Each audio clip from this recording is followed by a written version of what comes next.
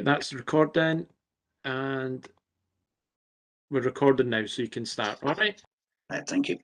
Good morning. My name is Paul Coquette. I'm a reporter appointed by Scottish ministers to report on the Scottish Borders Council 2 High Street 12 Marketplace Jedburgh Compulsory Purchase Order 2020, and this is a public inquiry into that order. I can first of all just double check from the people who are present on the call, who will have to introduce themselves in a moment, if they can all please indicate that they can hear me, either by a wave or a thumbs up or some other indication that we're all, or a smile or whatever, that we're all able to hear me. That's fine. Well, good morning and welcome to this public inquiry session. The purpose of this inquiry session is to assist me as the reporter appointed by ministers into the order to prepare a report looking at the justification for the compulsory purchase order and into the one outstanding objection, which will report to ministers, who then will have the task of deciding whether to confirm or to refuse to confirm the compulsory purchase order promoted by Scottish Borders Council. If they confirm the order, they may confirm with or without modifications.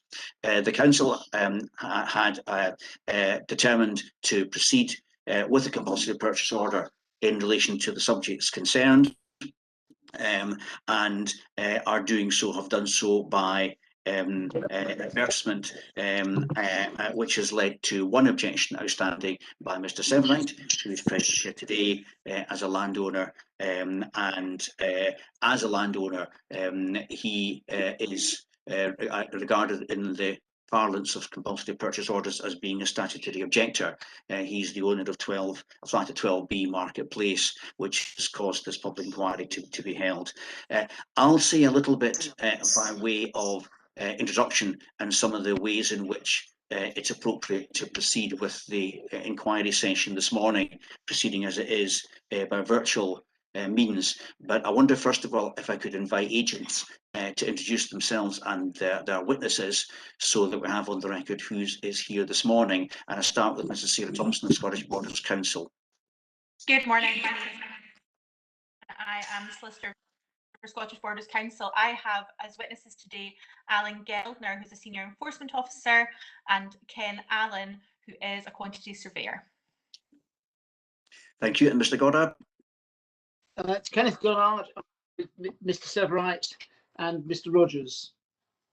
Okay, thank you. Just for the record, Mr. Goddard, I know that Mrs. Thompson is a solicitor acting on behalf of the council, and I know that you're not legally qualified, although obviously acting entitled to act on behalf of Mr. Severite. I wonder if I could just note what your professional qualifications are, just for the record to note for the purpose of my report. It's a BA, double first in law. So a BA honours and double first in law. In law. Thank you. Okay, I'm grateful for that. Thank you. Thank you for that. And I'm seeing joining the call Rob Armstrong as well. I don't know if Mr. Armstrong, if you want to, I don't know if Mr. Armstrong is invited by either the parties. This is a public inquiry, so he's entitled to be here. But if he wants to, he can say who he is and what his interest is. But other than that, he's perfectly welcome to join the session and observe the inquiry. As indicated earlier, the decision was made by Scottish Borders Council to proceed by compulsory purchase order, and they went through a process of advertisement and public intimation of that intention, leading to one outstanding objection by Mr. Severite, as I've mentioned before. As a statutory objector, that has given the right to a public inquiry, the procedure of which is to be determined by myself as reporter. Hence the PLI today. We're set to proceed to conclusion in the inquiry in one day if we possibly can. It will be a little bit late starting because of some IT problems, but hopefully we can make good progress in the course of the day. The inquiry session was advertised in the Southern Reporter on the 8th of April, and I held a pre-examination meeting attended by agents on behalf of the council and the objector on the 16th of April, and a note of that meeting is available. This inquiry, as I say, has been broadcast live. It's been published and will be published and available shortly after the session finishes this morning on the DPA website. The inquiry publication of the recording of this will be available for 12 weeks after the final decision in the matter before me, and this document is available by following www.dpa.public-i.tv. The documents that are going to be referred to by parties in the course of the inquiry this morning are all available on the DPA website, and if anybody is observing who's not a party at this morning's proceedings, they can access all the documents that have been referred to by going onto the DPA website. There are no documents physically going to be available today, and including precognitions, which are on the website, and anybody who wishes to see the documents concerned can access those by going on the DPA website and keying in the reference number of this inquiry, which is CPO-SBD Sierra Bravo Delta -011, and they can see all the documents that are available today. And anybody who is participating in this morning's PLI session are being taken as consenting to the publication and the filming, recording, use and storage of the webcasting for this morning, and that recording may include being used for training purposes. As I say, the documents as produced by all parties are on the website concerned, and there've been a couple of additional documents I'll come and mention in a moment that have been lodged in recent days, but they're available there for those who wish to access them. What I intend to do is start with the leading of evidence with the council leading their case. First of all, the intention is to stop for a break for probably about an hour for lunch at around 12:30 or whatever time is otherwise convenient. But because of the nature of the Zoom meetings, I'll also look to be having shorter breaks just for a few minutes at appropriate times in the course of the inquiry, and we'll work out the best timings for those as we go.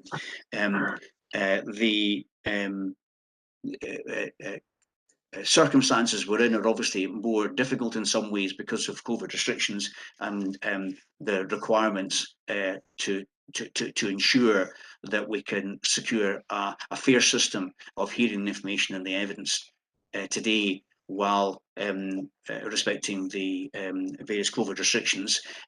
It's obviously possible for you each to communicate with each other, and for lawyers to communicate with their witnesses and their clients in the course of this.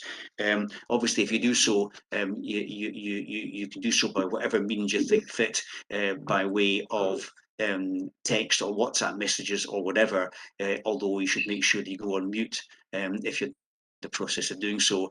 But what I should say is, while a witness is giving any evidence themselves, they should not communicate with their lawyer by that means for the duration of their time when they are giving evidence. It would be useful if people that are not speaking could go on mute. I'll endeavour to do the same, but that shouldn't stop agents from intervening at any point where they feel that they wish to, by signalling to me an intention to do so, and I will bring them in at any appropriate time. But any intervention would be through me at first instance. If there are any circumstances where, due for emergency or other reasons, anybody has to leave the call or has difficulties, obviously feel free to do so. If you're able to signal that you have to leave, then please do so. But if that's not possible, or if you're cut off, then I understand those circumstances. We may still continue with the evidence taking in your absence, if that were to arise, but obviously that continuation doesn't apply to agents, because we won't proceed without agents. But if anybody of the witnesses have to go at any point, then that will be absolutely fine. As I mentioned at the pre-examination meeting on the 16th of April, I was intending to conduct an unaccompanied external site inspection of the subject matter of the CPO, which I did on Tuesday, 20th of April. Then Mr. Goddard indicated at the pre-examination meeting that he was keen that I should have access to some internal photographs. So even if an internal site inspection wasn't possible, then I should have access to some photographs. And I can confirm that I've received 26 photographs that I've observed and I've considered and are available today. They will be in the process of being downloaded onto the DPA website for others to see. But I'd be happy when Mr. Goddard comes to lead his evidence, if he wishes to reference those photographs at any point with his witnesses, he can feel free to do so. I noted from Mrs. Thompson's email that it wasn't possible to get every single angle or dimension of the photographs there. I don't know, Mr. Goddard, if that creates a difficulty for you or whether you're happy to proceed with the 26 pictures that we have at this stage. Oh, I think you're on mute just now there.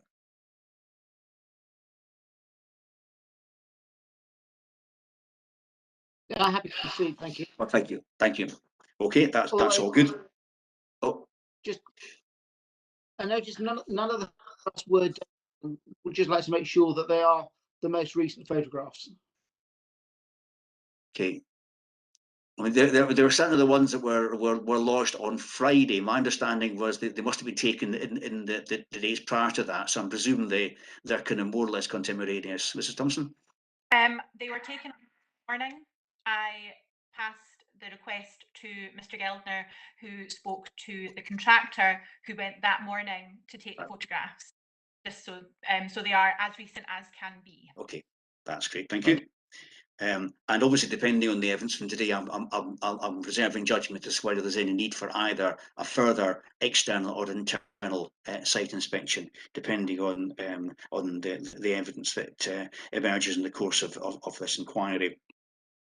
I've indicated already to parties that I'll not be expecting agents to be making closing submissions at the end of the inquiry session today, but that they will have 7 days in which to submit their closing submissions, which they would do simply to DPA, and the copying to the other side effectively will be done by DPA once all closing submissions are submitted.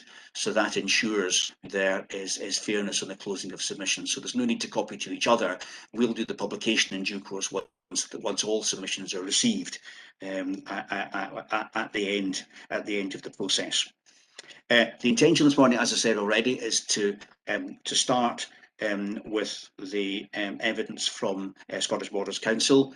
Mr. Gildner presumably going first in that.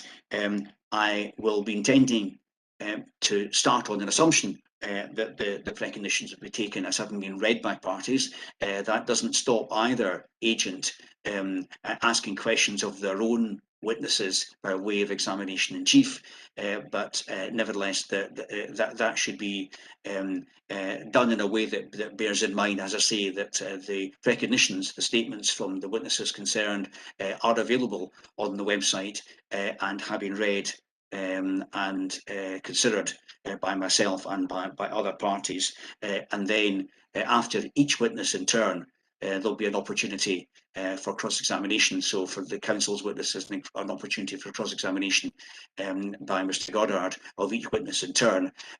After the cross-examination, I may have some questions myself of the witness, who will then return for re-examination by Mrs. Thompson on behalf of the council. They will then go on to Mr. Allen, the second witness, and the same process will apply for Mr. Goddard's witness, obviously in reverse, with examination in chief of Mr. Goddard first of all, on that basis. I just had One question on document numbering, and I was grateful for the email from Mrs. Thompson about the numbering of the two additional documents I suggested. Very happy that they be 50 and 51, SPC 51, the committee report, and SPC 52, the service docket signed by her in August last year. It may be something I was missing, but I wondered, you mentioned there was an SPC 50, and I was wondering whether you just identify what that is. It may be something that isn't so numbered, or is otherwise something that I've missed, Mrs. Thompson. SBC 50, I think it is a collection of emails, but if you allow me just to double check. Sure. Yeah.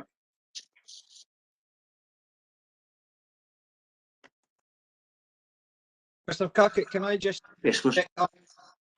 I just want to clarify that I actually invited Mr. Armstrong to join the meeting. All right. Okay. He's actually head of a local community steering group, which is concerned about the demolition of the building, and they are very keen for the building. So that is why I invited him to the meeting. That's fine, and there's no objection in there. You can remember what his first name is? Mr. Rob Armstrong. Rob Armstrong, fine, that's okay, and he's perfectly welcome to attend that meeting. Mrs. Thompson. Having double checked, 50 is a collection of emails between Aberdeen Honstein and Scottish Borders Council. Right. 48 and 49 are precognitions or statements from emails, just for tucked in at the end there. Thank you. Yes, I've seen that. Thank you for that. Yeah. That's all fine. Good. That's the Aberdeen Consonant email. Okay. Right. Thank you. That's all I wanted to say by way of preliminary comments about the generality of proceedings this morning. I had a couple of preliminary issues I wanted to raise, but can I first of all ask parties, Mrs. Thompson, first of all, whether there's anything that you want to say by way of anything relating to other preliminary matters before we start the evidence taking for this morning's session? I think I'm content as long as everyone's received the photographs, which I appreciate were lodged reasonably late, but I understand they've been seen by all parties. Beyond that and this morning's technical issues, I think we're good to go. Okay, thank you. Mr. Goddard, anything you want to say at this stage? No, it's fine. Thank you very much.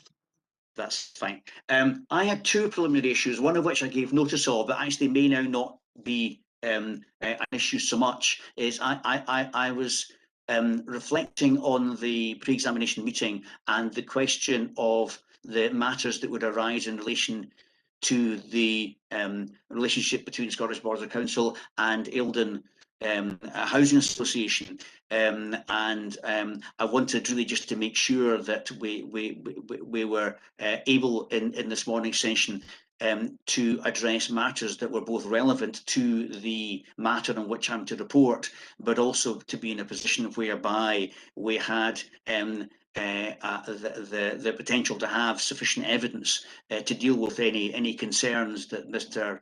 Goddard wishes to raise in the course of the inquiry this morning. However, Mrs. Thompson's confirmed that Mr. Gildner should be in a position to answer issues in relation to the relationship with the Housing Association. So I don't think, unless anybody disagrees, I don't think I need to pursue that as a preliminary point anymore, and we'll just take that, dealing with it in the evidence as we go. And I'll assume that's the case unless anybody waves or signals to the contrary. The second thing I was going to just give a kind of heads up to agents, but also I think Mr. Gildner maybe specifically is reading the various documents in preparation for this. I noticed that there was a letter from a firm or a company called David Narrow, and documents that were dated the 14th of September 2018, and that's in both parties' bundles of documents. And I just wanted to say, we'll deal with this when witnesses come and give their evidence, but I just wanted to say that for me, slightly confusingly, there appeared to be two letters from David Narrow, both dated the 14th of September 2018, and it looked to me, Mrs. Thompson, as if one of those letters is lodged twice. SBC 41 and SBC 43 look like the same document. But that is a different letter from David Narrow of the same day of 14 September 2018, which is lodged by Mr. Goddard in his bundle of documents, page 52 and 53. The David Narrow assessment in September 2018 looks to me like a matter of some importance to the objector. So I'll just say at this stage that maybe when witnesses come to address those issues, if it was possible just to clarify the fact that there were two David Narrow letters of the same date and what the significance of that might be. But I'll just mention that, just giving you a kind of, if you like, a heads up notice in advance that those issues would arise. So that was an issue that came into my mind. And the only other thing by way of introduction that I should say is I'm grateful to Mrs. Thompson for her statement on the intimation and notification, and that indeed is the thing you referenced there with the email to Aberdeen Considine. Because you're an agent here, and it's slightly quirky to have you as a witness as well. We spoke at the pre-examination meeting as to whether Mr. Goddard was content that you take that statement and simply have it as lodged with the inquiry papers. But I'm conscious that since that meeting, Mr. Goddard, you hadn't seen the statement by Mrs. Thompson at the point where we had that discussion. But I'm assuming, unless you have any difficulty, that we still proceed on that basis, that we take that as read and as a document that simply is treated as part of the inquiry documentation. But if that's not right, Mr. Goddard, I'm sure you'll tell me. No, that's fine, thank you. That's all fine. Okay, given agents the opportunity, and there's not absolutely no need or pressure to do so either way, to make an opening statement if they wish to at the start of the inquiry, that Mrs. Thompson, you wish to do so, or whether you wish to proceed straight to your witnesses. Oh, you're on mute. The thing I would say in is essentially contained within Mr. Geldner's recognition, so I would somewhat be repeating myself. So I am content, for my part, to just proceed. Okay, and Mr. Goddard? Yes, that's fine. That's all fine. Okay, well, thank you. Thank you for that. So I'll hand to Mrs. Thompson for her first witness. And the first witness I who would be Alan Geldner. Now, a recognition, which is, I believe, SBC 47, has been submitted covering the majority of Mr. Geldner's evidence. I wouldn't intend to rehearse that, but perhaps have 3 or 4 questions that have arisen that may provide some clarity on matters before passing over for cross-examination. Okay, thank you. Mr. Geldner, you reference in your statement that you received a report about falling masonry. Throughout this, we talk about report as though it is a formal written document. Can you explain what the difference was in relation to this report? Yes, the report that's referred to is not an actual written report. It is just a report from a member of the public, the police, or our out-of-hours contact centre of an incident which took place. And would that ordinarily come by telephone? Sorry, I didn't catch the last part. Would that ordinarily come by telephone? Yes. Yes. Moving on, could you explain the procedure when the Scottish Borders Council intervene when a dangerous buildings notice is not complied with within the given time frame? Yes, what normally happens is we will advise the recipients of a notice that they have not complied with the terms of the notice, and because it's a dangerous building notice, we would ordinarily look to take steps to address the terms of the notice. We are not acting on behalf of the owners at this point. We are acting on behalf of the council, undertaking its statutory function, and therefore engagement with the owners at that point is somewhat limited. We go out and do what we need to do, and then seek to recover the costs thereafter, and making sure the building is therefore safe thereafter. How much interaction would you have with the property owners in the course of this process, as far as keeping them updated or discussing issues with them? On a standard straightforward job, there could be actually no involvement with the owners at all. It would just depend on the complexity of the job and whether we felt it was appropriate to engage with them. the bulk of the dangerous buildings works we do, it's a simple matter of arranging a contractor to make the building safe, and then we advise the owners accordingly and seek to recover costs. Would you ordinarily discuss or share tenders or costs with them at the start of the process? No. Thank you. One final point which Mr. Kett raised in relation to the David Narrow letters dated the 14th of September. Scottish Borders Council production number 43 is a further report from David Narrow. There was also one dated the same day, which unfortunately is not within Scottish Borders papers, which was an error. However, that is the letter that is referenced within Mr. Sivright's papers, which is AMS-XB8. What are the? Can you advise us to the difference between these two letters? Right. I've looked at the two letters that are noted in our submissions, SBC 41 and 43, and from a very cursory look at them just now, they appear to be the same letter. Yes, so that was a mistake. One is in the production list named, if you allow me a moment to check, 40 is a supplementary date of September 2018. That is the one contained within the Borders Council papers. What do you recall why that report was requested? As there is a different report dated numbered 41 response to the Addison report. Unfortunately, that is not within Scottish Borders Council papers. However, it is within the brief submitted by Mr. Goddard. So these are two separate.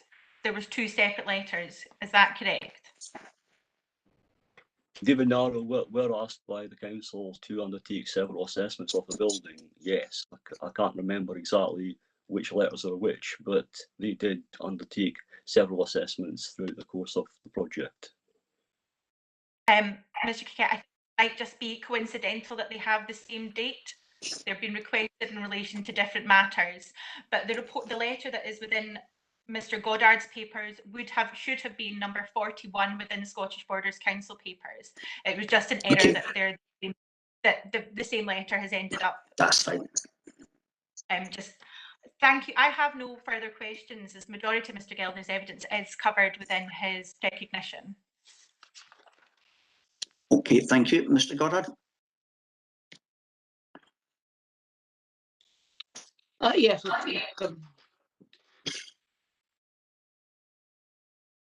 On your section, the Harry Turnbull report.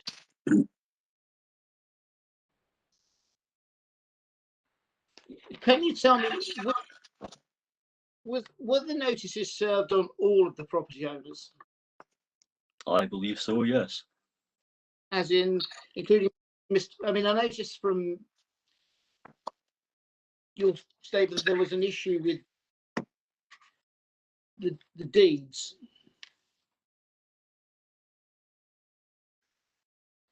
You have an issue with the deeds regarding the fact that Mr. Hardy wasn't included. Now, was he served with the Section 30 notice as well?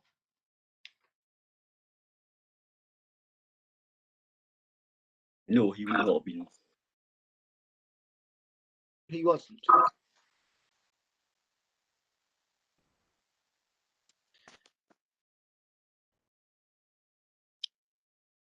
Okay. Further on, carrying on with your statement, there was a meeting on the 11th of April in 2017. Mr. Sevrite attended the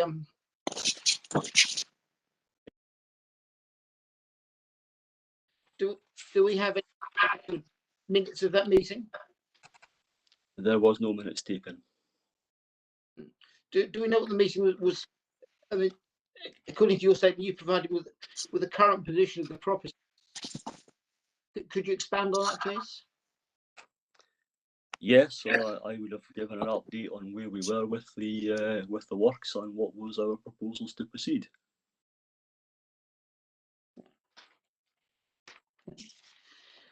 And again, on the 30th of January 2018, the decision was made to reslate the roof to minimise the water ingress. Is that part of the notice, or was that part of the improvement notice? Sorry, I'm struggling to hear some of what you were saying, sir. Sorry, on the 30th of January 2018, there was a decision taken by the council to re-roof or reslate the roof. Point 25 on your.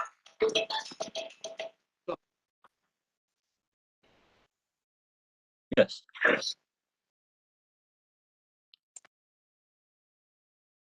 Was that part of the dangerous buildings notice, or was that part of the improvement notice? That would be discussed there would be relating to the Section 28 defective building notice, as there were two notices previously served on the property, both of which were extant. And again, was that copied to Mr. Hardy? No. When you came to issue the Section 30 notice, how did you identify who the owners of the properties were? We would ordinarily use Registers of Scotland, and we have access to council tax information to cross-check some of the data that's on that, because as you will appreciate, the register's addresses are not always up to date with where people are living. So we have done those basic checks. Would you have gone further than that and looked at sort of the deeds of ownership or any sort of covenants, etc.? Well, as I say, we would have looked at the title deeds via the land registry, and we were satisfied at the time that we had obtained the details of all the relevant owners, and we served notice accordingly. But did you consider that the ownership might have other implications for all of the owners rather than just Mr. Severwright's department? I'm not quite sure I understand your question, sir. From Scottish registers, when I look at the information that's held on file, and I look at the burden section, under the burden section of the register, it makes clear that the ownership of the roof is actually Mr. Hardy's responsibility. It says, I'll read it to you. It says, under the title of the burden section, to access the chimney tops and roof of the said tenement by the common passage, stair and hatchway leading thereto, for the purposes of cleaning the vents and all other necessary purpose, and to drain the soil and other pipes of the said tenement.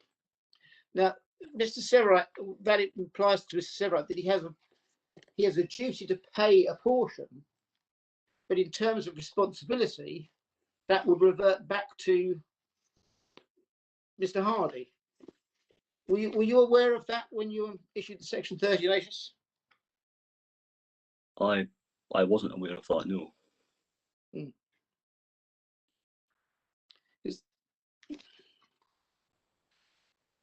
Following on from that, if I move to sort of number 34 on your document, on the 18th of October, there was a meeting with other council members and elected members of Jedburgh to discuss the way forward. It was confirmed the council would seek to acquire the property through negotiation or compulsory purchase, which is where we're at today, and to provide a replacement building and cleared site. Clearly, that's sort of stating that demolition is the preferred option. And that was back in 2018?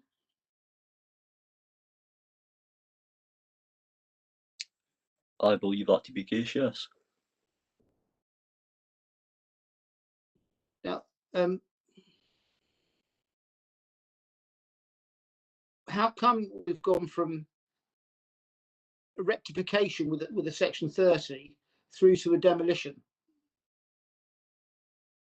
I mean, if your section 30 dangerous building was to make the building safe, I wouldn't have thought the demolition was at that point appropriate.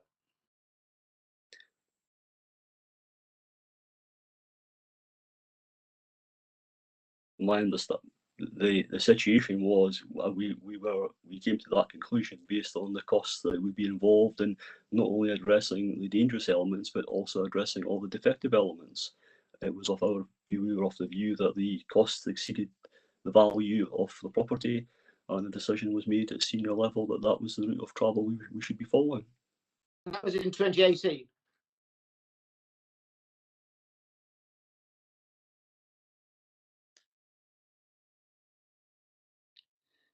I noticed from your note number 37 of your document, we raised the Eildon Housing Association. Could you just explain? I mean, Ms. Thompson said you would sort of be able to run through what the relationship with Scottish Borders Council and Eildon Housing was. Eildon Housing is a local-based social landlord who provide new build and conversion properties for affordable housing. We as a council work with them on other local registered social landlords, and we approached them to see if they would be interested in working with us on the outcome of delivering a replacement building on the site. Were Berwick Housing Association contacted at all, or? I wasn't party of that discussions. That was dealt with by another colleague of mine. What about the Waverley Housing Association? You know, I don't know. I wasn't involved in any of those discussions as to who was the most appropriate registered social landlord. Would it have not been appropriate, I mean, including Scottish Borders Housing Association, would it have not been appropriate for that to go out to tender? I'm afraid I can't answer that question. Because part of the CPO is the best use of public funds. I mean, it would make more sense surely to have had that out to tender to see who would provide or ease the financial burden through. And on the same point, why was it? I know the council has its plans for its social housing, but was commercial consideration not given, particularly with the retail shops downstairs, the retail units below?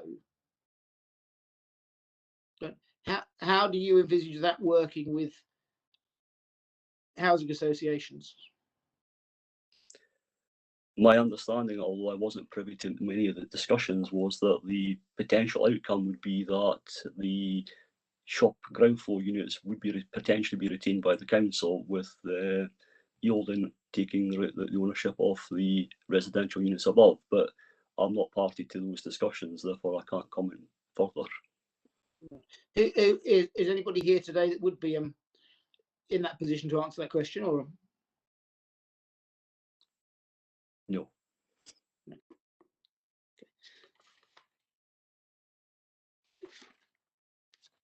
I mean, I noticed from on once you appear to have agreed that the only way forward is demolition, the building has just been left for at least a year, to arrive at its current condition. I mean, was the building, in order to make it safe and to keep it from weatherproof, if the ultimate aim was to remove the chimney stack, was the roof ever covered at any point with some sort of tarpaulin exercise? No, there was no tarpaulins put over the main roof. So in a way, that's actually detracted from the building. It's allowed the building to actually become worse.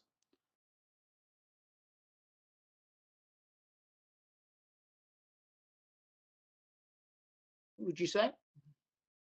Well, I think I was very clear that the authority we had from committee was to deal with the dangerous building element. We had no authority. We had authority to proceed with the defective buildings if the owners were willing to make upfront payment. we never arrived at that situation. Therefore, Oh, no. we did not have authority to proceed to do any defective repairs. I mean, when we move on to that, with your asking the residents to pay, so I've seen various correspondence between 50 and 75% as an upfront payment, but there appears to be no quantification as to what it was 50% of what or 75% of what. There seems to be no final figure have been submitted. Have I missed that? We would have had indicative costs at the time, but as I say, the discussions didn't get very far with that element of it, and therefore that was parked. But I mean, because very we weren't hard proceeding with that. I mean, 75% of 100 quid is 25 quid. But when you start to then say, well, actually, it's a million, it becomes a whole different conversation. So there'd have need to have been some sort of disclosure of an approximate estimation of costs, or at least sort of a vague idea, rather than just trying to agree on a percentage value rather than a numerical value. Wouldn't you agree? I would agree, but the conversation never got to that stage, so we never proceeded with it. And as I say, the matter was parked, and we focused solely on the dangerous building element of it. Would the owners have been allowed to produce their own? I mean, I noticed from the other report that we talk about David Narrow, and then there's a challenge, or it seems to be agreed with David Narrow that they will work together with Harry Turnbull's report. Did the owners ever have the opportunity to sort of run their own, rectify the situation, build? Yes, they could have undertaken all the works if they complied with the terms of the notice, but they chose not to comply with the terms of the notice. In terms of the defective building notice, they could have easily contacted us and said we've come to an agreement and we will appoint a contractor to deal with it, and then we would have let them carry on those elements of the work. But there wasn't. I'm not sure that. I don't think there was an awful lot of time to allow all of the residents who may not have all been habiting the properties at the same time. So that would, and of course, you then have a situation where you have 6 parties trying to agree as opposed to the council, which is just one.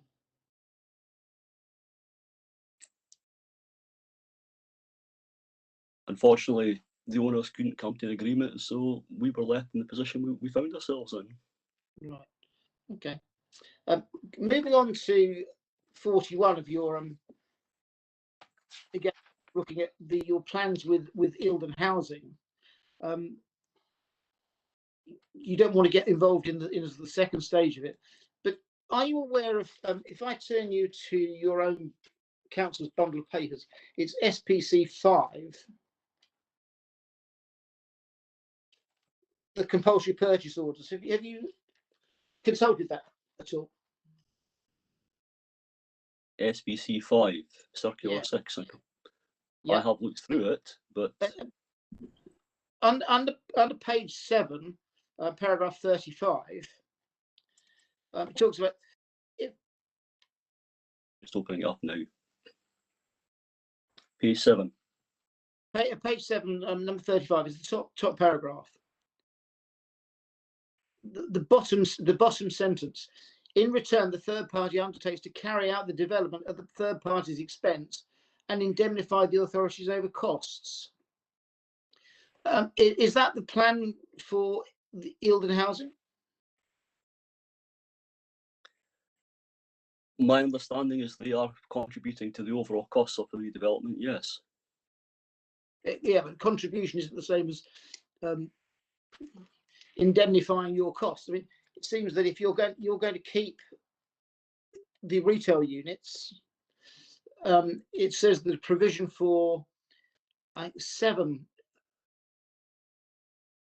on the renewed building, of which 4 will go into sheltered housing.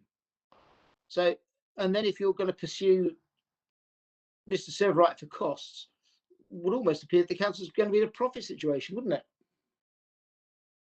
I can't agree with that. The figures we have been working on is that the council will be out of pocket, whichever way this goes. Okay.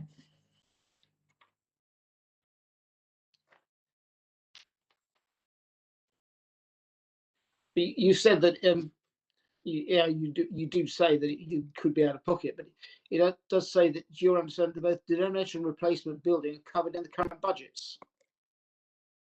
A budget has been allocated for the replacement building. Yes. Right. Can you just take me through the it's probably sort of I'll go back to Mr. Severite on this point as well. In terms of the CARS project, how would that or could that have worked within this Section 30 notice?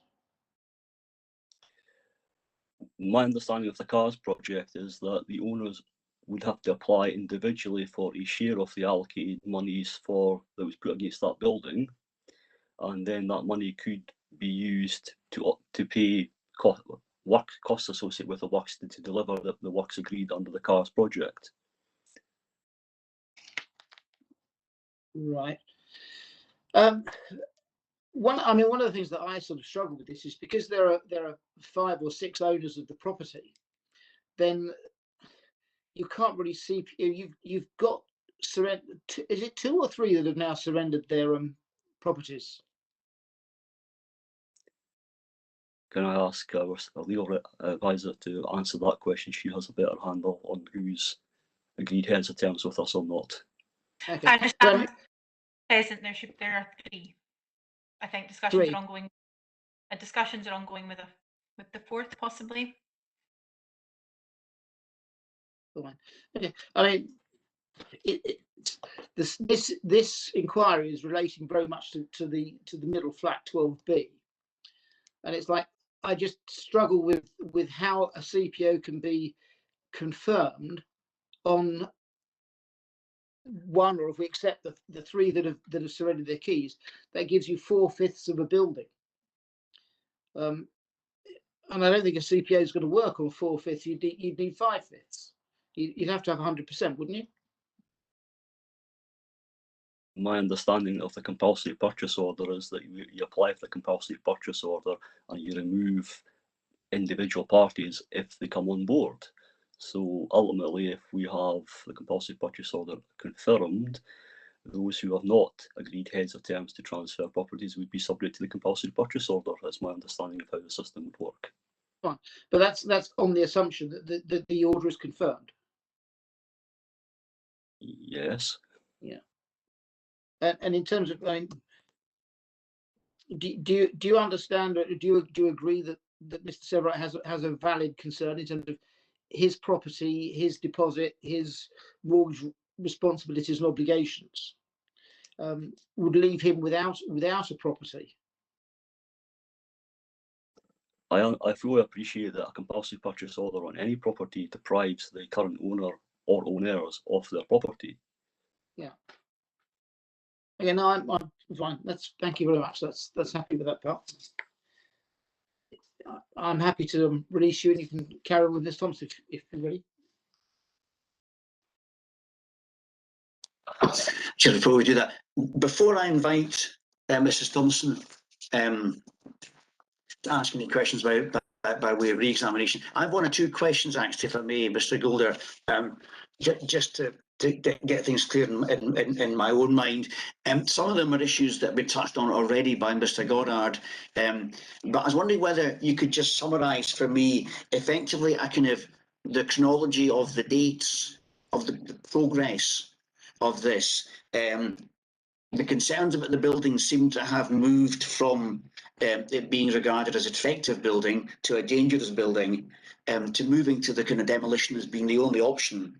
And then the decision to replace at least the residential properties with affordable housing, and then the decision to proceed with the CPO. Could you give me a sort of sense of the timescale as to when the council progressed through that process, how it moved from one stage to the next, just to give a sense of the sort of timescale in that?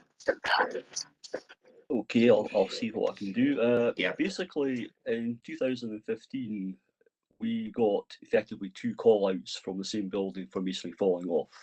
That prompted our involvement. From there on, we had our local engineer looking at it. We were aware that it was a listed building, so we were working with our conservation officer colleagues at the time, and we had an initial package of works designed, which was looking at removing the chimney, because that was felt to be a major contributing factor to a lot of the cracking on the building. We undertook some opening up works just to make sure that we had a better understanding of what was going on. As part of that, we discovered that the floor joist and the wall had a gap which was considerably larger than we would anticipated, resulting in the requirement to do tie straps to pull the floor and walls together, which is common practice. Obviously, because it was listed, our conservation colleagues felt it would be useful to have views from conservation accredited architects and engineers. So separate to the main works, we agreed to do these things as well. We were engaging with Historic Environment Scotland about various options of how we can save the building. And we were progressing with the works. At the same time we were doing the works, as I say, we were separating the two elements from dangerous and defective, simply because whilst we had committee approval to proceed on both, because we hadn't got an agreement with the owners to do the defective works, the instructions I was giving on site all the time was we can only focus on the dangerous works because that's what we've got authority to proceed with and nothing else, which to an extent hasn't helped, but I can only work within the authority I've got and not exceed that authority.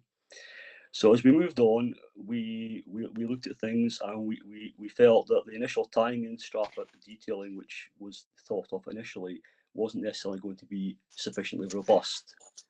And that was a conversation that came out from the David Narrow and Harry Turnbull looking at the building together. That then resulted in a period of time being put aside to allow a design to be worked up in terms of what we would do next to make that tying in arrangements effective. To that extent, they engaged with, I think, a company called Helifex, who are a manufacturer of proprietary tying systems. And we had designed all that and priced all that up, and we were proceeding with that. And as part of that proceeding works, the gable walls would require significant holes to be drilled through it to allow these bars to be fed through and joined to the floor joists. And it was at that time that we discovered that the wall had moved again, which effectively made the proposals of what we were trying to do null and void. We looked at various scenarios, one of which was taking a large section of that wall down and rebuilding it. But ultimately, a decision was made because we invited our senior managers, so they were fully aware of what we were doing because of the cost implications. And it was at that point it was felt we should take a pause and actually consider whether this is financially sensible to proceed. Thereafter, the senior management team of the council considered it, decided that based on the figures that our quantity surveyor and architects had worked up, the cost of the repairs outweighed the value of the building, and that's also based on the district valuer's reports. A decision was ultimately made, and that was in the meeting I attended with the chief executive, who advised elected members this was the route of travel we were going to go down. And hence we found ourselves here today at the compulsory purchase and public inquiry, because the view was that financially wasn't viable to carry on doing the repairs based on the figures and the assessments we have been working to. Okay, and that crucial distinction, the point was reached, and I appreciate it's a kind of continuum in a sense, as the consideration of the building went by. That point at which demolition was considered to be the only option, is it possible to put a kind of time frame of a date? Was it at one meeting you referenced senior managers what were brought in to make decisions? Was there a kind of point you can identify that you can identify as a date at which it was decided that the only real sensible option in your view was demolition? I believe that would be the 18th of October. That I believe is the meeting. That was the 18th of October meeting. Okay, and that's the one that's referenced at paragraph 34 of your recognition. It is, yes. Okay. And that was based, I think there's been produced certain documents on behalf of the council of the financial implications of the options to set out what the costs of each of those were, I think is the case. Could you identify which documents they are? I've got a document, SBC 42, which is headed Project Financial Review, which is also October 2018, and that sets out 5 options described as option 1A, 1B, 1C, 2A, and 2B. Yes. Are those the relevant figures? I'm just pulling up the relevant document, but what you've described appears to follow my recollection, because we produced these type of documents over a period of time, and that was the recollection of it. Yes. Okay. Yes. So it was October 2018 then that the view was taken that demolition was the only option, and you indicated already an intention to look towards an alternative future use, which you've explained today is a combination of affordable housing and reuse of the commercial units on the ground floor. Was it at that point then that started to be explored as an option? It would be round about that sort of time, because clearly we would have had to have some idea what we were looking to do to advise senior managers of what the options were. So it would be round about that time that serious discussions would be starting to take place with the end use being in mind. Okay. And that would have been partly discussion with the Oldham Housing Association. Now, your recognitions suggest that the timings of that were around sometime in January 2019, from paragraphs 36 to 38. So was it around that time that the decision was then made to look at a kind of regeneration option, at least as far as housing is concerned? I think we always were of the view that any replacement building had to have a combination of housing and retail, and I think that was set out in the statement we put to planning committee on the redevelopment of the site. The exact arrangements were obviously quite fluid up until we had confirmation that Oldham Housing were willing to come on board. Had they not come on board, I'm not sure where the relevant officer in our housing team would have taken it next, but it'd be around about that sort of time. I can't be exactly specific because I wasn't totally involved in all of the debates around about that side of the project. So was the report that to committee that followed from that and made that recommendation, is that the report of 25th April 2019? I think that's the one we're calling SBC 50. No, I'm referring to a sort of project brief or a redevelopment brief for the clear site as part of any demolition works. Yeah. Could you identify which document that is of the productions, if it is produced? I'll see what I can do. I'm not sure that particular report is included within the productions. It's probably referenced within the April 2019 report, Okay. but I'm not sure that is actually within the wider list of Scottish Borders Council productions. Thank you. That's okay.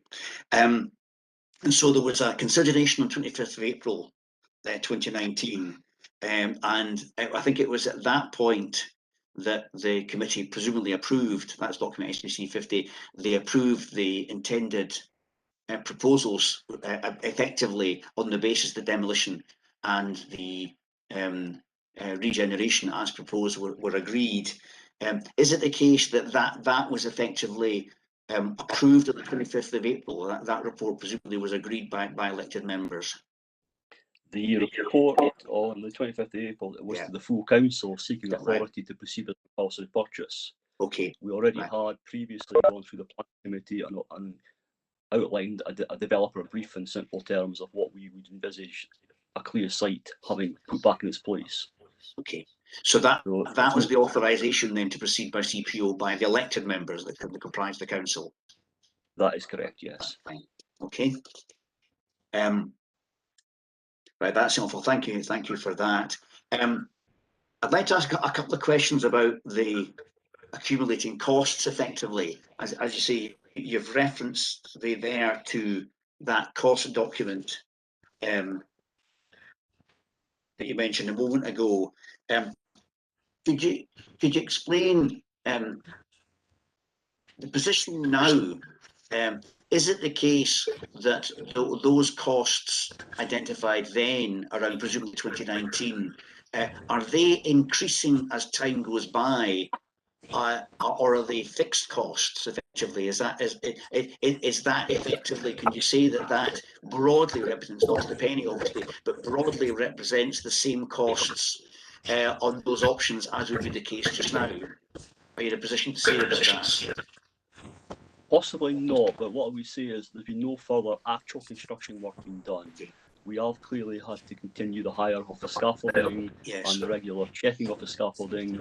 We have, because of the ongoing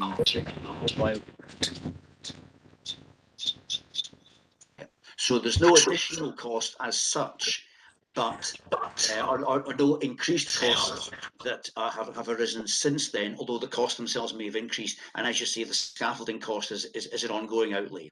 Yeah, apologies. I think my system's muted me for a minute there. All right, that's what I carry Basically, the work we haven't done any physical repair works since we decided we weren't proceeding. We have obviously ensured the scaffolding is still fit for purpose, strengthened as required based on engineering assessments and advice. We have also made sure that because of the ongoing rot and water ingress that the building is appropriately secured, which has resulted unfortunately and sadly in an internal scaffolding system having to be put in place to prevent the potential collapse of the building. Okay. Okay. And when was the scaffolding first erected?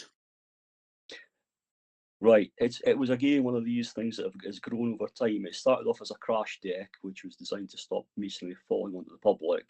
It was then increased to allow access to removing the chimney, and then when we started doing the works, it was there for that purpose. But when we came to do the physical drilling of the wall to put in the tie straps, the scaffolding had to be substantially increased, which is what you all have seen on your site visit. Yeah. And that was just to make sure it was safe to do the drilling work. But obviously, as a result of the additional movement that was detected at the time that was being put together, it had been strengthened further than what was initially planned in the first place, because it was now going to be there to support the building rather than to allow safe construction of the works. So can you give any rough indication about when the scaffolding to support the building, i.e. the kind of, as we see today, when I've seen photographs that, as you say, suggest there was a lower level, a lesser degree of scaffolding support needed, and possibly that was around the time the crash deck was installed. Could you put a kind of rough time scale as to when these things are? You may not be able to do it absolutely to the day from memory, but can you give a rough indication as to when the scaffolding was first put into for the purpose of the crash deck, and when the kind of the fully secured scaffolding, how long that has been in place for? Right, the crash deck would have went in around about the date in June 2015. That would be put up as early as that. And then it's been increased accordingly throughout the process up until the point where we were about to start the work on the helifex. I'm just trying to see where I forgot that in my statement. Obviously, I'm struggling at the moment with that one. No, don't worry, that's all right. Take your time.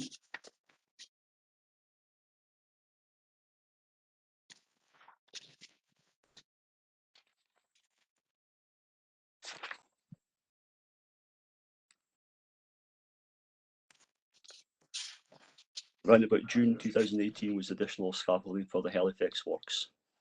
So June 2018, and does that mean? Would that mean that what we see today, the level of scaffolding, is broadly what was put into place around June 2018 in very general terms? In very general terms, yes. But what you've seen in the photographs that were taken last Friday was the additional internal scaffolding, which has been put in subsequent to that. So that's subsequent, but in terms of the external. Yes. Okay, that's helpful. Right, thank you.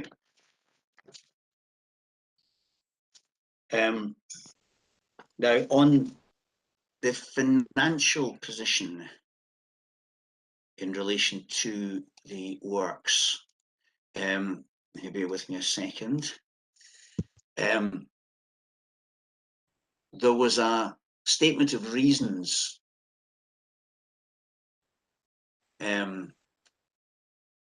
which I'm trying to get to. Oh yes, got to get that up on screen just now.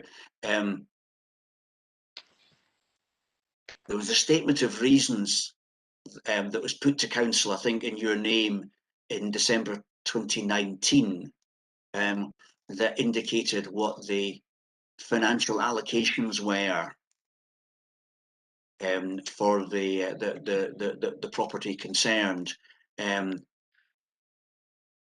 wonder whether you could maybe just update us on the kind of figures from that, as to whether just to get an understanding on whether the council continued to have allocations for the work concerned. I think at that point, which is now a year and a half ago, I think the financial allocations were relating to the then financial year or financial years concerned, and money had been allocated, I think, for 2021. Obviously, that's not going to be spent now for these purposes within that timing period. I'm referring here to the statement of reasons when it's indicated the costs being of demolition and redevelopment being in the order of £1.4 million, and it was allocated, I beg your pardon, in the 2019-2020 capital investment plan. And it says that the funding can be ring-fenced and moved into a subsequent plan should resolution in the year 2019-2020 not be possible. Now we know that wasn't possible. Could you just update us as to whether that ring-fencing has occurred as far as you're aware? Yes, I can. There has been discussions about that. There is money definitely ring-fenced in the current capital programme. I believe off the top of my head in the order of 1.9 million to cover the cost of the works. And we have been engaging with our finance partners throughout the process to make sure the money is still there to allow us to not only clear the site, but to redevelop the site. Okay, and so are you satisfied then that if the order were approved, then the expenditure can take place within the recognised 3-year period within which it requires to be spent? Yes. Okay, thank you.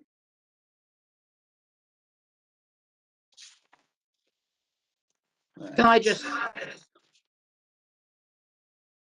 Sorry, somebody chipping in there. Yeah, if I just might. One question. Well, Decisions regarding demolition. Was Scottish Heritage involved in any of those decisions or discussions? Which discussions? Sorry. Is this a reference to Historic Environment Scotland? Yes.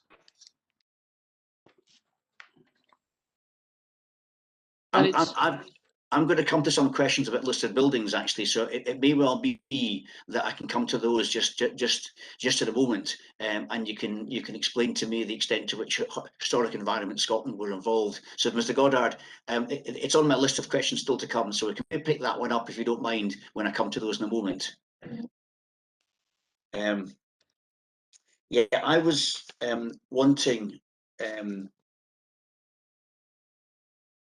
to move on.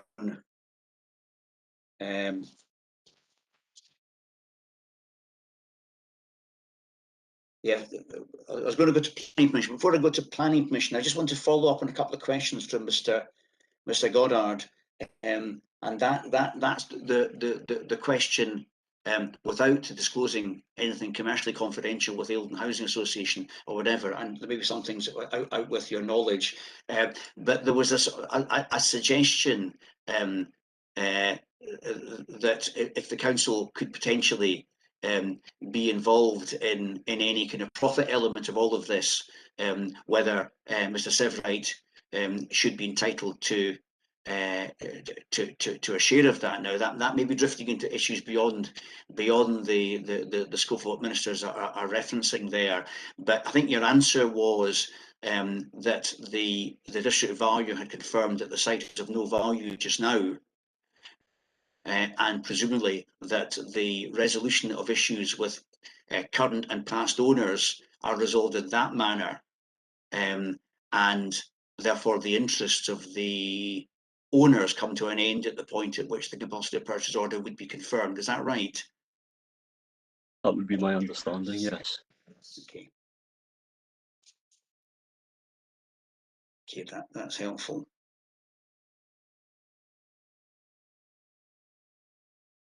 Right. Now, moving on, if I may, to planning permission. Now, again, the planning permission issue is not for me in this inquiry, because the council are the planning authority. I think it's the case that there are a number of consents that are required, and two of which have been obtained. One's a building warrant and one is a listed building consent. I'll come to in a minute. But planning permission is still required. My understanding is the position is that planning permission has not yet been applied for in relation to this site. Is that the case? My understanding is we've got consent to listed building consent to demolish the building, yes. Yes. And we have a building warrant to demolish the building, which is the extent of my element of the project. Okay. The second part of the project, which is being led by the capital or the major projects team in the council, is the redevelopment of the site. Sure. And I understand that they haven't yet applied for the necessary permissions or building warrants for that. Okay. And can I just amplify the reason for that being is at this time we don't own the site, and therefore they're not allowed to spend public money to an extent to take the designs too far forward at this stage. Is my understanding. Thank you. That was my next question. So thank you for anticipating that. My next question, actually, which might be one for Mrs. Thompson to deal with as a legal issue, but I'll ask you in case there's anything you as a witness want to say about this, is that it's obviously the case that the planning consent for the council to decide is important in all of this, and you haven't applied for it for the reasons you've just said. But my question, I guess, is what would the position be if planning permission were refused? I suspect, I don't actually know the answer. I suspect we'd have to come up with an alternative design that would achieve the necessary consent, because clearly there is a desire within the town to have that site rebuilt rather than just left as a gaping hole. Yeah. My question, which might be for Mrs. Thompson to note for a bit later on, is to whether it's possible to make a condition of the compulsory purchase order that planning permission is secured. And I say that largely because the powers that are being cited to take the land are under planning legislation. But that, as I say, that may be something Mrs. Thompson to address separately rather than through you, Mr. Goulder. So I'll maybe leave that at this stage. As I say, the planning decision is not for me, but there is no planning consent just now, as you've just indicated. So I'd just like to ask you a couple of questions just to help me to kind of walk me through the kind of the planning process, if you're able to do so. The first of which is, I noted from the documents produced by the council that the current extant local development plan was adopted back in May 2016. So it's coming to the end of its life. Is there anything you can usefully tell me in relation to a draft new local development plan, and if so, whether there's anything new or relevant in relation to this site that I should be aware of in relation to any potential new LDP? And there may not be one at this stage. I appreciate that we're not quite up to the 5-year stage yet, but just to sort of give me a rough indication of where we are in terms of a new local development plan. My knowledge is somewhat limited because I'm not within that service, but I understand they are working on it. I have no other knowledge as to what would be in it or would not be in it at this point. Sorry. Okay. Right, thank you.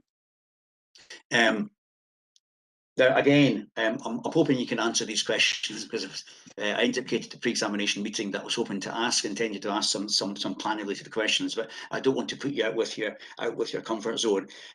But with the documents that are lodged, is the current local development plan, which is document SBC6. I don't know if you want to get that up on screen in front of you. Okay. And tell me when you've been able to do so.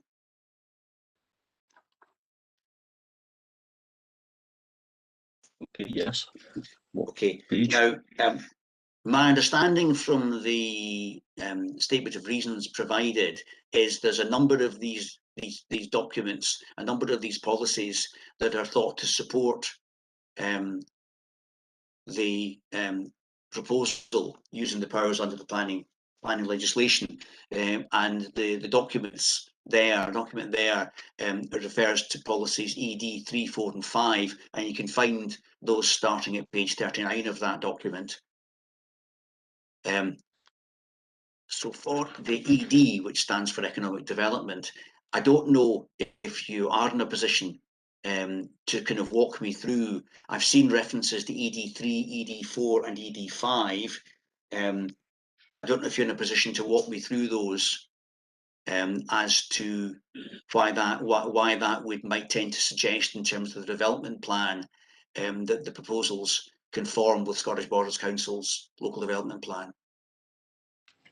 ED5, you said? ED3, 4 and 5. ED3. ED3, which is at page 39, or starts at page 39. The policy itself, I think, starts on the next page. It's headed town centres and shopping development. Yes. Yeah. I believe that's not really my area of expertise, unfortunately, but my understanding is the retention of the units on the ground floor is going to continue maintaining the town centre and shopping development activity. As yet, we have talked about offices, we have talked about retail, but until the building's there, I'm not sure what the final end use of those units on the ground floor will be. Okay. All right. That's ED3. I think ED4 deals with core activity areas and town centres. And again, I don't know if there's anything you want to add to your evidence in that respect. No, sorry. Yeah. No, don't worry. ED5, I've seen a reference to, but that references brownfield sites under a heading of regeneration. So I'm assuming that this is not, at least as yet, a brownfield site. Then policy ED5 would not be relevant. I think it would be relevant because obviously the first part of the project is to remove the dangerous building, and that would then leave, for a period of time, a brownfield site. Okay. So clearly we are trying to make sure that we don't have a brownfield site there, and especially in that location, for any length of time that would be detrimental to the impact of that part of the Jedburgh High Street and the economy of the town. Okay, thank you. I can see that. So that's economic development policies. The next set of policies that are relevant are those to do with listed buildings. And I think there's an intention, if I could ask you to go to page 91 of that document, to reference EP7, listed buildings. 91, page 91. Page 91, and at the foot of page 91, we can see we go into the policy of listed buildings.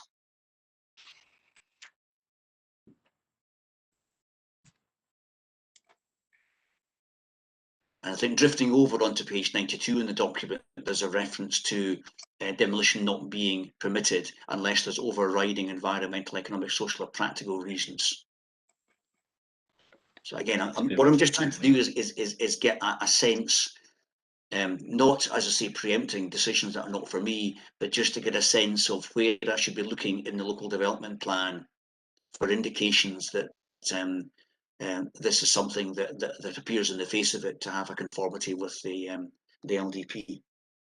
So I don't know if there's anything particular. You may not be in a position to add or walk me through this, but if there's anything you want to say about policy EP7, then I'd welcome that.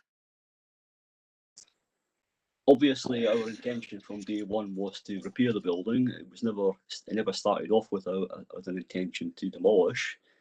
But we've got to the stage where it became financially unviable, and we went through the various tests with the HES have for applying for consent to demolish a listed building, and we met those tests and we were granted a listed building consent for its demolition.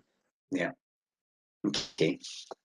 And in that respect, my understanding, and maybe you could guide me to where it says this, my understanding is the building is in a conservation area within the town centre of Jedburgh. Yes, that is correct. I don't know if you're able now or at some subsequent point to indicate whether there's anything in relation to its kind of status. Whether there's a basis in the local development plan for that conservation area status. But if you could give me a reference to that, that would be useful if you could, either now or subsequently. I think I would have to ask our lawyer to submit that to you separately. So I don't know where to find it. So. No, don't worry. I'm not expecting you to go through a 187-page document and know it encyclopedically. So no, that's helpful. And I think you said earlier, and Mr. Goddard was questioning this as well, that you've applied and you've obtained a listed building consent for the demolition of the property, which I think is lasts for 3 years from the granting of that. I don't know if you're able to talk through the views of Historic Environment Scotland. They were presumably consulted, as they're obliged to be, in relation to the listed building consent. Yes, I can give an object. Historic Environment Scotland were consulted and were invited on several occasions to look at the building, initially with options as to how we could actually move forward to save the building. Bear in mind, we were looking at 2 separate parcels of work, dangerous and defective. We shared them the figures that we had available to us, and whilst they accepted the figures met the test, they clearly would prefer us not to have demolished it, but they accepted the rationale behind it, that it was no longer economically viable to continue. On that basis, they did support the application. Okay. Now, I think in reading some of the papers, Mr. Gilder, the sense I have, and you can correct me if I'm not right about this, that there are other listed buildings in the immediate vicinity of the CPO subjects in the town centre. I don't know if that's right or not. Yes, that is correct. If that is the case, are there concerns from the authority about the integrity or even the impact on the setting of any other of listed buildings in the area? And if so, maybe you could tell me what those buildings are, again, not necessarily right now, but what those buildings are and what the listed building grading of those buildings are. But I don't know, do you know if there are any other buildings that are kind of the setting of which are impacted upon by the state of the CPO subjects as they are just now? The building right next door to it, which is on the Exchange Street side, I know is a Category A listed building.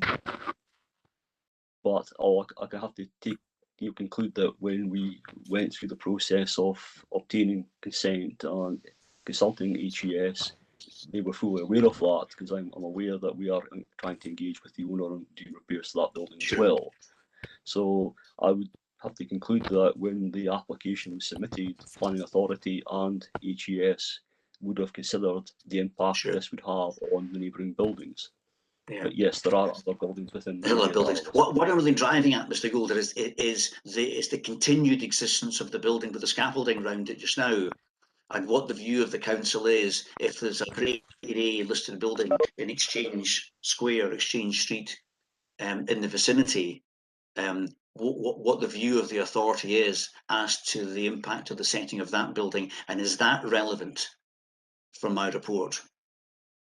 In terms of the scaffolding, I don't think it's relevant to the impact in the next door building, because clearly, if we are successful in the compulsory purchase order, the next stage would be to organise its demolition. So the scaffolding would all come away, and we are mindful of how we are sensitive to the fact that we are putting a new building potentially in that gap site, and our design team, with assistance from our conservation officers, will be ensuring that it is as good a fit as we can get in the circumstance. Okay. Right, thank you. Nearly finished, don't worry. Just a couple of other questions. Just a couple of things actually, and again, I just wonder whether you could direct me for the purpose of my consideration of my report in these respects. And again, I'm going back to the statement of reasons that was in the report that you prepared, which I think this has been seen by Mr. Severide, because he references it in his documentation. But the report in December 2019, you reference there various other documents and policies that are relevant to the thinking behind the council in those statements of reasons, and there's 3 or 4 of them. There's a reference to the local housing strategy, and the empty home strategy, and the housing need and demand assessment, which is reflected in the strategic planning area, and the empty homes partnership initiative. And I was wondering whether you could maybe give me the references there and explain the significance of those policies in the thinking of the council in deciding to proceed. I've got one other question on something else, but on those ones there, I don't think they're lodged as documents with this inquiry as such, but I wondered if they were relevant to the thinking of the council at the end of 2019. I wondered if you could maybe either talk me through them, or perhaps these can be lodged so I can see the context of what the thinking behind the council were. As I say, it was the local housing strategy, which in your document, your report, your reference as being at Appendix 9, but I've not seen Appendix 9. The empty home strategy for bringing empty homes into use, Appendix 10, the Honda, Appendix 11, and the Empty Homes Partnership Initiative. I don't know if there's anything you want to say about those, or whether, again, Mrs. Thompson may say something later on about this, but whether those are documents that I should see because they were cited as being relevant in the thinking of the council at that time. That is not an area of my expertise, and I would ask if Sarah Thompson could perhaps comment on that as to making the documents available. They were included in the very original compulsory purchase order papers submitted to the Scottish Government. I can certainly find them and pass them on. I assumed those papers had been forwarded on to the DPA when we found ourselves in this situation. So the references to those appendix were in the original papers, but I can find them and make them available. I do have them on our file. Okay. If we were breaking for lunch, I can identify some of these documents and forward them. I should be able to access them reasonably easily. You can rest assured we will break for lunch, don't worry. But I'm conscious for Mr. Goddard's sake that he'll need an opportunity not just to have them, but to consider them as well, and consider what the implications, if any, are for his client. And just one other question, which I suspect probably Mr. Goulden may not know the answer to, but again might be relevant, is in that document in section 4, I think it's paragraphs 4.1 to 4.4 of the statement of reason, and as I say, I know that that's been seen by Mr. Severide because he references it in his statement. But there's also a reference to the then Strategic Housing Investment Plan 2020 to 2025, and it's described there as being a draft, which at that point had just been submitted, or not just been submitted, had been submitted to Scottish ministers for approval.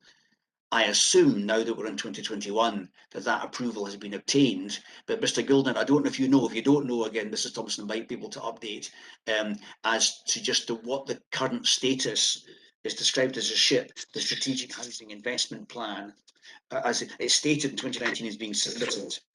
And presumably that has been submitted and has been adopted. So again, if you have any information about that, that would be helpful. Unfortunately, I don't know, but we can find out. Yeah, and again, mindful for Mr. Goddard's sake that anything that's produced, he needs to see as well, and we need to give him an opportunity to consider the implications for the objective of that. Okay, right. I think those are my questions. I'm going to go back to Mr. Goddard just now in a second. Those are my questions, all of that. But before I go to re-examination, I was going to go to Mr. Goddard simply because I've asked quite a lot of questions and Mr. Goddard was waving his pen. So I'll go back to him first, then I'll pass on for re-examination to Mrs. Thompson. Thank you very much. It's really just one to back to the demolition planning again. How much consideration was given to the local community in terms of, was there a community council involved in this decision? Was any public consultation sought? I wasn't party to the actual final decision, but elected members were aware of what was going on, as far as I understand. But I don't know any more than that. I'm sorry. Right. I just wondered whether that would be appropriate for the community council, or I think Mr. Armstrong has been running like a user group of interest in saving the building. Whether they had any views on that? I'm not aware that we have considered that position. I don't know. Just to point, it was advertised as per the requirements, and any member of the public would have had the opportunity to comment or oppose or raise an objection, not just statutory objectors. And the only objection that was received is the one that we are dealing with today.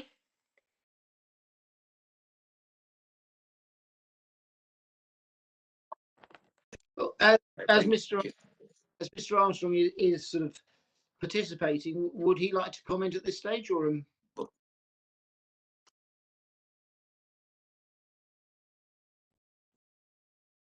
I wanted to mute there. I'm not sure it's really appropriate to bring in new witnesses at this stage who have not lodged recognitions. If you want to ask questions of Mr. Gildner, then you can do so, Mr. Goddard. right? Okay, that's fine. Thank you. Yeah. Thank you. And one last point, Mr. Goddard, just put a hand on to Mrs. Thompson, is you referenced earlier in a question put to Mr. Gildner about the title deeds for Mr. Hardy and the burden section. I would just say that if you're intending in your closing submissions or later today to be relying on that title deed, it might be useful at an appropriate time. That doesn't have to, I don't think it has to be immediately, but it'd be useful if you could just lodge that burden section, the thing that if you're intended to rely on it, so that it can be seen by me in its full context. I will. I just want to make sure. I think Mr. Gilden's referred to the fact that he obtains his information from the Scottish registers anyway. Sure. Yeah. He would have seen the full file. Yeah. No, it's more for my sake rather than anything else. Yeah, I'll certainly make sure that a copy is included. Okay, Mrs. Thompson. Thank you. I have no examination. Okay. Right. Thank you. Okay. I was going to suggest we take a short micro break just now, and maybe come back at maybe 10:02. I'll make it 11:41 by my watch. So if you want to just stop your videos and go on to mute just now and grab a cup of tea or whatever, and we'll reconvene at 10:02 when I switch my microphone and video back on again, and we'll try and get you all back in place just now, and then we can take your second witness, Mrs. Thompson, for Mr. Allen. So we'll break just now till 11:50. Thank you.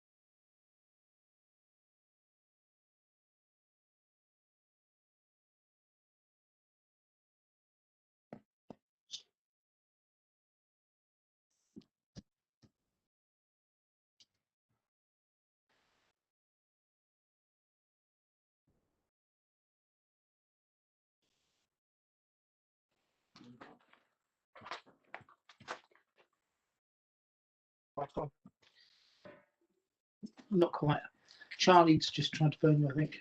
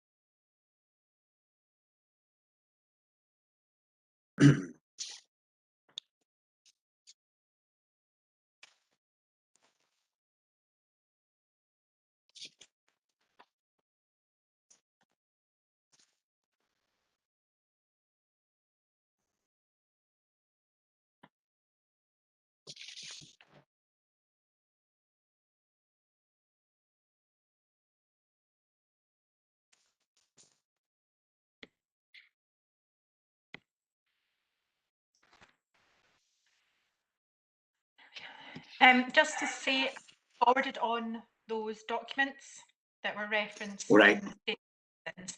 I've emailed them to Mr. Goddard and to Karen Cowie, though that may not be the best email address. No, that's fine.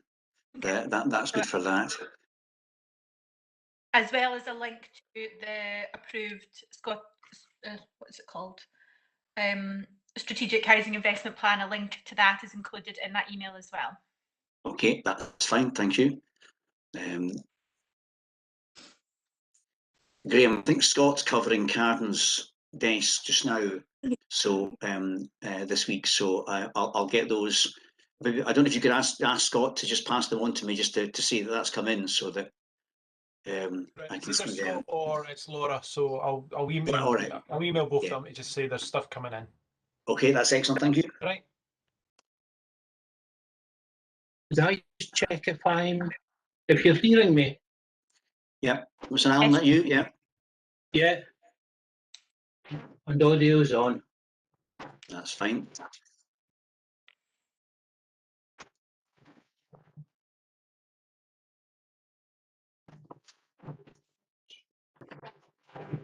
So presumably, Mr. Severide, you're there with Mr. Goddard just now. We're not seeing you, but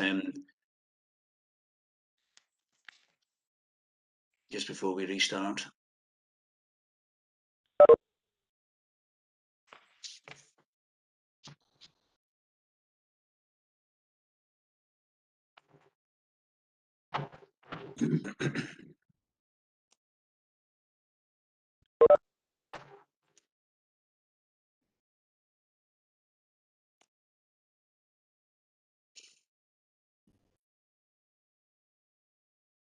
Okay, I think we're all convened. I see Mr. Roger has joined, and presumably Rob Armstrong with a number. Oh, hang on. I think I've lost Mr. Severite. Charlie's got business appointments, so we need to try to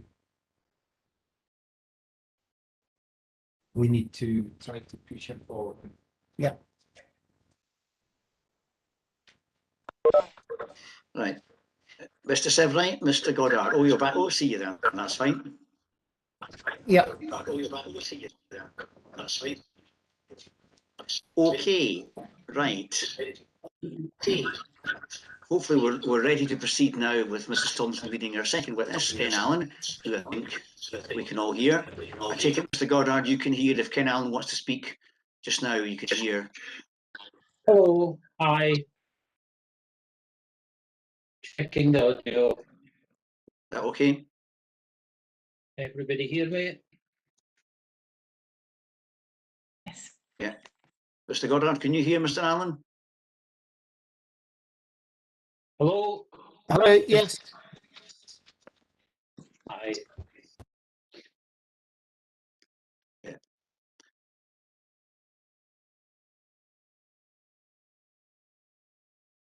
Mr. Severite, can you hear us there? Mr. Goddard and Mr. Severite, can you hear us? Yes, I can hear you. Fantastic. Right. It looks like you're now in a separate room from your agent, which is heavy as well. I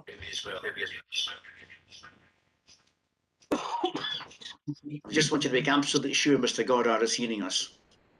Yes, I can. Fantastic. Okay, good. Right, Mrs. Thompson, your witness. Thank you. My next witness is Ken Allen, who is going to prepare a pre-ignition, which I believe is Scottish Borders Council production number 48, has been submitted along with supporting documentation, setting out Mr. Allen's role in his professional qualifications. I have no questions beyond that for Mr. Allen and would rely upon the evidence within his recognition, though obviously may re-examine subject to any other questions he may face. Okay, in that case, Mr. Goddard.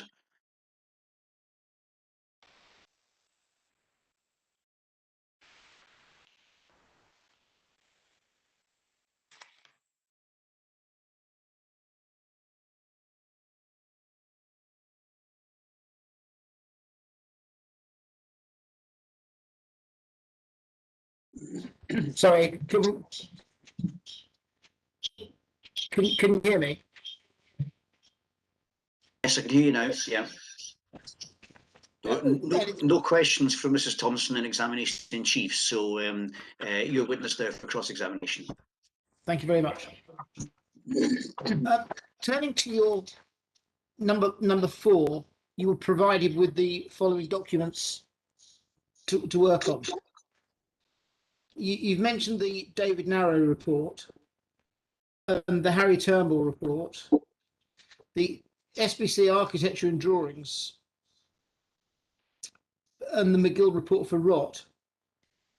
But you're also showing item E, JLS of Edinburgh was so concerned by the structural stability of the building that they commissioned their own report by Patrick Parsons engineers. That's not being disclosed. Is there a reason for that? Not to my knowledge, no. Could you sort of refer to it a bit? Because I have no other information other than if they were concerned regarding the structural integrity of the building, what were their concerns? My recollection at the time was Harry Turnbull was the principal or lead structural engineer, and to the best of my knowledge, his speciality isn't historic buildings. And Robert Laidlaw, had been working elsewhere in the country with this specific engineer, and I think he was probably just offering best advice at the time and just trying to be being Rob Laidlaw as we know him. And he, just for his own peace of mind, and I think his insurers, if I recall, asked him a specific question, that he employed his own in-house engineer. And my recollection of the time scale on that he did try to introduce this conservation engineer as a potential specialist or further advisor to the design team. I mean, it's your wording. You were that Labourers were so concerned about the structural stability that they commissioned their own report. I mean, I think that would be worth being disclosed.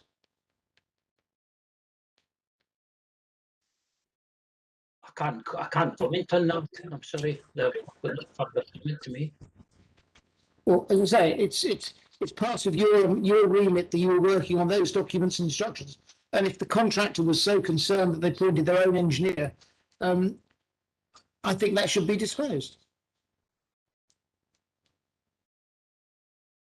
I would have to pass that question back to Sarah, I'm afraid, on that, yeah. It hasn't been disclosed. I can certainly make inquiries as to the location and if it is available to be disclosed. But that isn't something I can do right now, but I can certainly make inquiries in the next break time to see if that's something I can make available. How many tenders actually came in for the work? 2 for the original tender. And they were for the dangerous buildings and not Yes. for the remedial works. Correct. And how does it work in terms of the way the contractor's paid? Does he submit sort of quarterly bills or monthly bills, or? It's paid in accordance with the Scottish Building Contracts Committee contract, which we adopt for the practice and procedure of the contract, which basically is a monthly interim valuation. Right. Submitted by the contractor, vetted, checked, and amended by myself if seen fit. When it comes to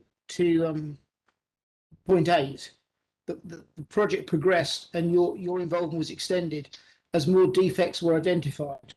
Were those defects part of the dangerous building or just part of the general improvements? If I recall, defective, if I recall correctly. What's your definition of what the difference between defective and dangerous is? I don't have a personal definition of that. I have a brief from Scottish Borders to that effect.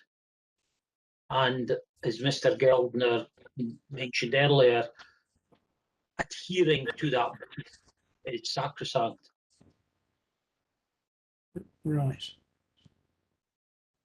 And finally, you've mentioned you were in an exercise with Colin Gilmore regarding the CARS scheme. Yes, that was a separate small commission with Colin being the CARS development officer, and I produced numerous figures against numerous scenarios for them. And what was your impression of how that meeting went? Were there any minutes to that meeting, or? There was no physical meeting. It was a brief, and I went away and prepared my costs and submitted that back to them, and that was the total involvement I had in that. There was no further meetings, no follow. I think there was a revision, a couple of queries came in from Colin, but no minuted meeting. He produced a very detailed schedule with photographs, with scope, and one of several cost scenarios and options. Yeah. Looking at your SBC 45, which shows that the diagrams of the building, and did you ever identify which stones were actually falling off? I'm sorry, I'm not quite sure of the question. Did I identify? Yeah, I mean, you've put a range of photographs in showing, presumably this is a lay law document, showing the scaffold, but it shows where a lintel's cracked over a door. I don't want to be difficult. I'm not sure this is really within Mr. Allen's remit as to which stones fell off. He is here in his professional capacity as a quantity surveyor. I'm not sure that was ever within his remit. Again, I think those photographs originated from the structural engineer when he carried out his structural survey and incorporated them into his specific report, which was duly submitted.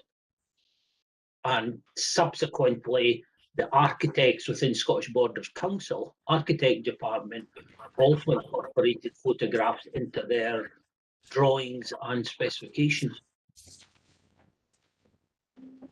right. Did you not think when you saw the your instructions to create your sort of tender documents, that was there ever a query as to whether the building should have been covered? That wasn't a decision for me to make. As I said earlier, I had a brief and a specification from my employer, which was Mr. Geldner from the Enforcement Department, with very strong instructions not to exceed the scope of the statutory notice. Right. Okay, thank you very much. Those cost decisions or cost positive decisions were for me to make. Right. That's fine. Thank you very much. No further questions. Yeah, thanks, Mr. Allen. I actually just had one question, which was to give an opportunity to you to, if you can add anything to a question I put to Mr. Gilden earlier on, and that was the one about the kind of ongoing, the kind of developing costs. You'll recall I asked him a question about the extent to which the costs are now effectively on the various options fixed, or whether they're developing as time goes on. And Mr. Gilden made reference to scaffolding and other issues. Is there anything within your professional expertise and knowledge of the scheme that you want to add to what he said earlier on? There may not be, but if there is.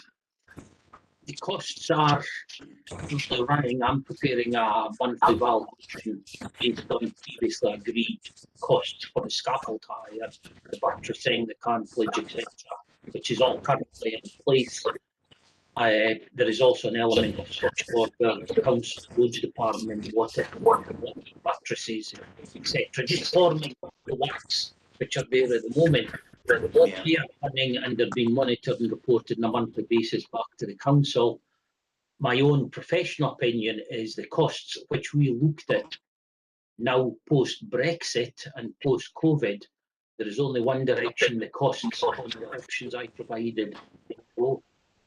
There is definitely an inflationary element has arisen in the last year, political, social event. But that's an inflationary element of the costs for the work that exists just now, as opposed to, as far as you can see, a situation where new costs would have arisen.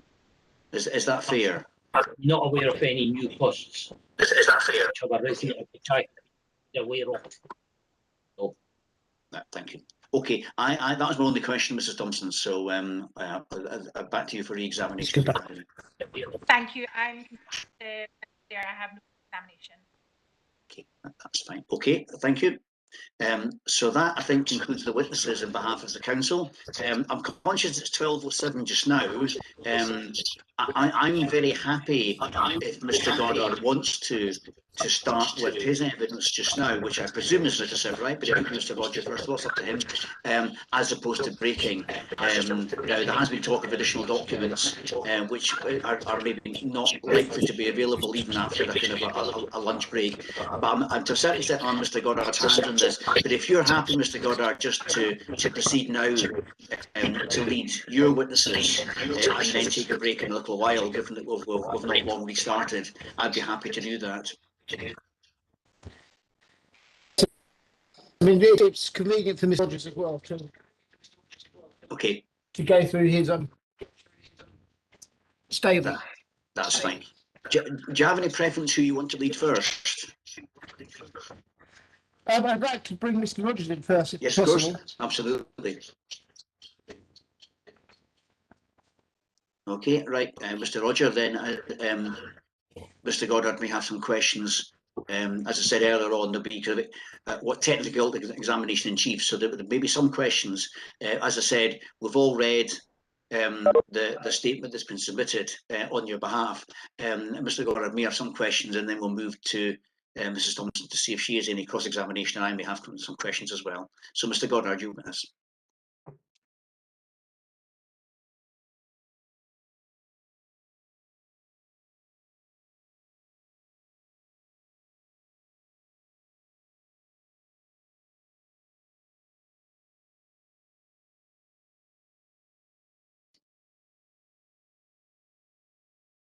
Hello, can you hear me?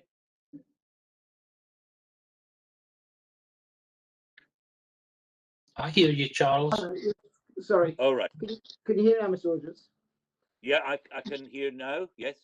That's fine. You were involved in the independent report of the was it from SBC? Not SBC. The Addison report. Yes, that's right. The Addison report sort of goes directly and challenges the Harry Turnbull report, if I remember. Yes, it challenged the conclusions and some of the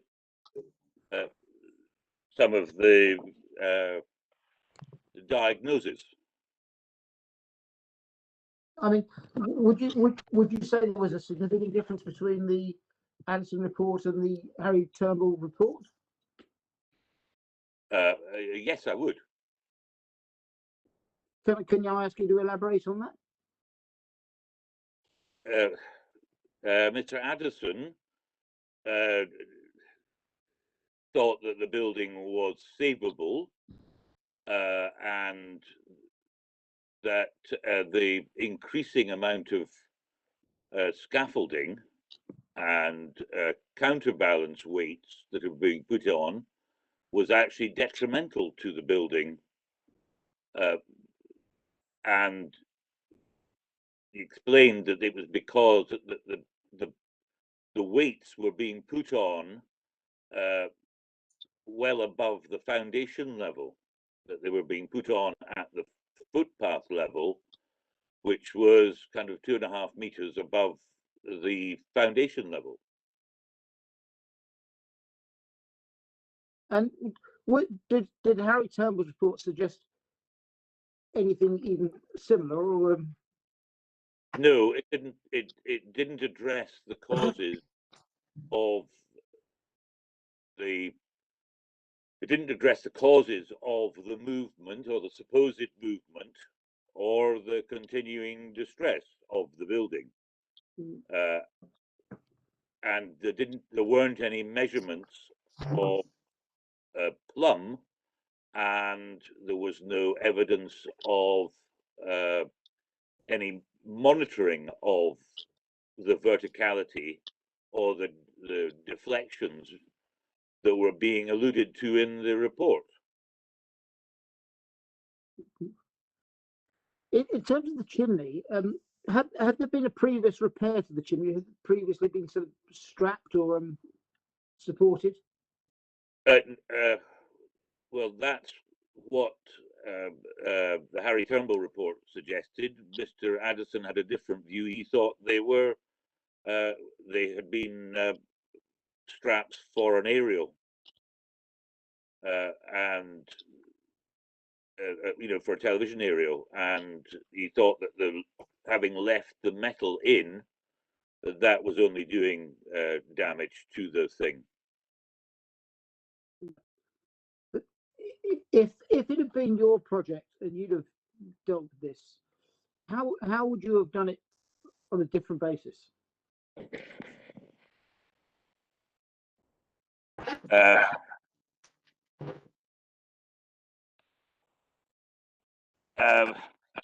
I can't really answer that as regards that building, but if somebody comes to me and says, I've got a problem with my building, the first thing you do is monitor it and see if it is moving. And then if it is moving, establishing why it's moving and remove the cause of the, or address the cause of the movement, rather than the consequences. So, because there's no point in fixing the consequences until you find out the root cause. Sure. That building had a substantial amount of water went into it when the skip running burn overflowed several times, to the point where the basements were full of water. So removing the water problem and possible settlement due to the weakening of the ground, or the structural capabilities of the ground, would appear to me the best place to start, in conjunction with putting on telltales and establishing a benchmark for continuing surveying to check the verticality. But of course, they lost all that when they plastered it with scaffolding. But an awful lot of this seems to have all stemmed from the chimney appears to have been the core, the main area of blame. Well,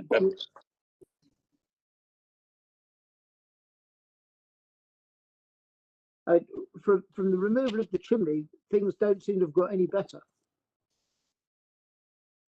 Is that a fair comment?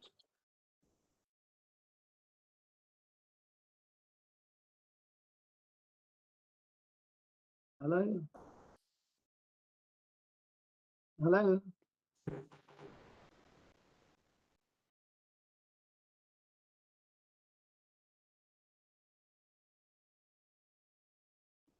So Roger, can you hear us? We may have lost him. I can hear you, Mr. Garrick.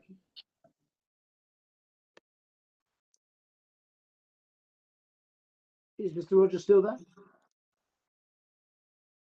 He's not shown his mute. We may have lost him.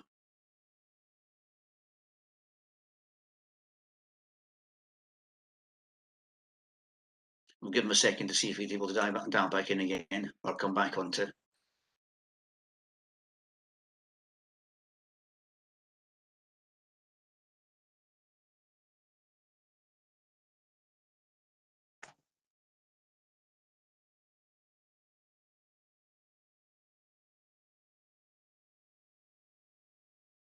Don't know, Graham, are you still you still listening? We seem to have lost Mr. Roger just now.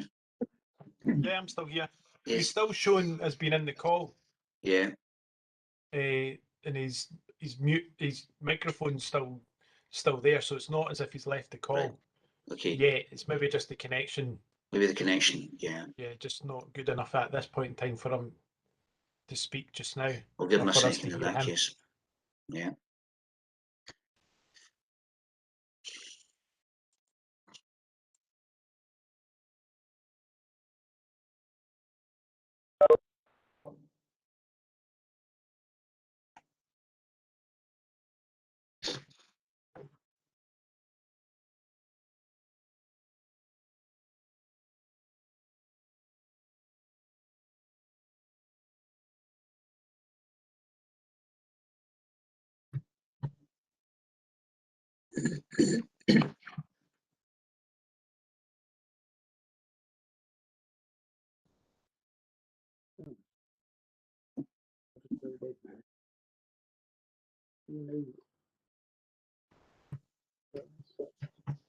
He's left the call now.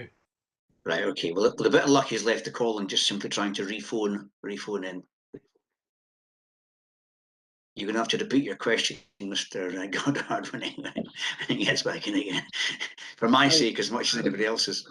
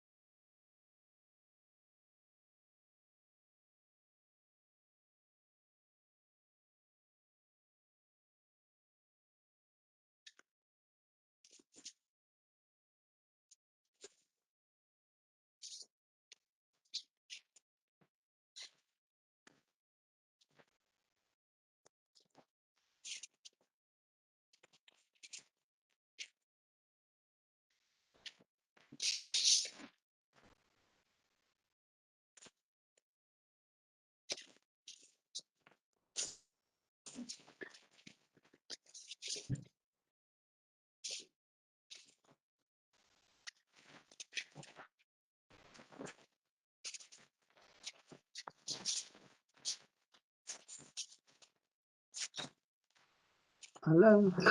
Hello. Are we any further with Mr. Rogers? He doesn't seem to have come back into the call as yet. No, I can't see him coming back in either. Well, On that basis, I guess we have sort of two options. One of which is we could take a slightly earlier break for lunch that I'd anticipated to allow you to have continuity, and you can try and separately contact Mr. Roger and see if he can redial a little bit later on, or you could move to Mr. Silverwright as a witness. Now that's obviously a slightly unsatisfactory set of circumstances, but it's not impossible to do. But that depends a wee bit on how you're hoping to present your case, Mr. Goddard. You may prefer to hear Mr. Rogers' evidence to completion, and not least for the kind of integrity of the process and continuity of your process. I mean, I don't know if others have views. I'd be content either way. Mrs. Thompson, I don't know what your thoughts are. I'm happy to proceed in whichever convenient, as long as I Rogers, so I would like the opportunity to ask them. Oh, it looks like he's coming back. Right, okay, well, we'll see if Mr. Rogers has solved the problem by reconnecting just now in a second. I am back. Ah, Mr. Roger, welcome back. Welcome back. We're sorry, you were disconnected there, but we're delighted to have you back. We're just wondering what we could possibly do without you, but we now don't need to worry about that. So I think I'm going to go back to Mr. Goddard, who's going to have to rephrase the question he was asking, because you may not have heard it when you were disconnected. But I'll pass on back to Mr. Goddard. And everything seems to be centered around the chimney as being the root cause of the problem. But is that the problem because of the chimney, or was with the timbers in decay and nobody analysed sort of core samples of timbers, etc.? Mr. Addison did not believe that it was the chimney was overweight or causing distress. He produced a report that indicated that there was sway and racking in the building. He agreed with David Narrows about the need for ties, but certainly the ties that were mentioned in the Harry Turnbull report and the David Narrows report were not the ties that we saw that had been installed.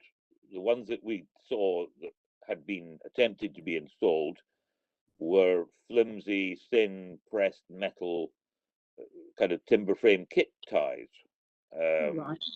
which didn't meet anybody's specification.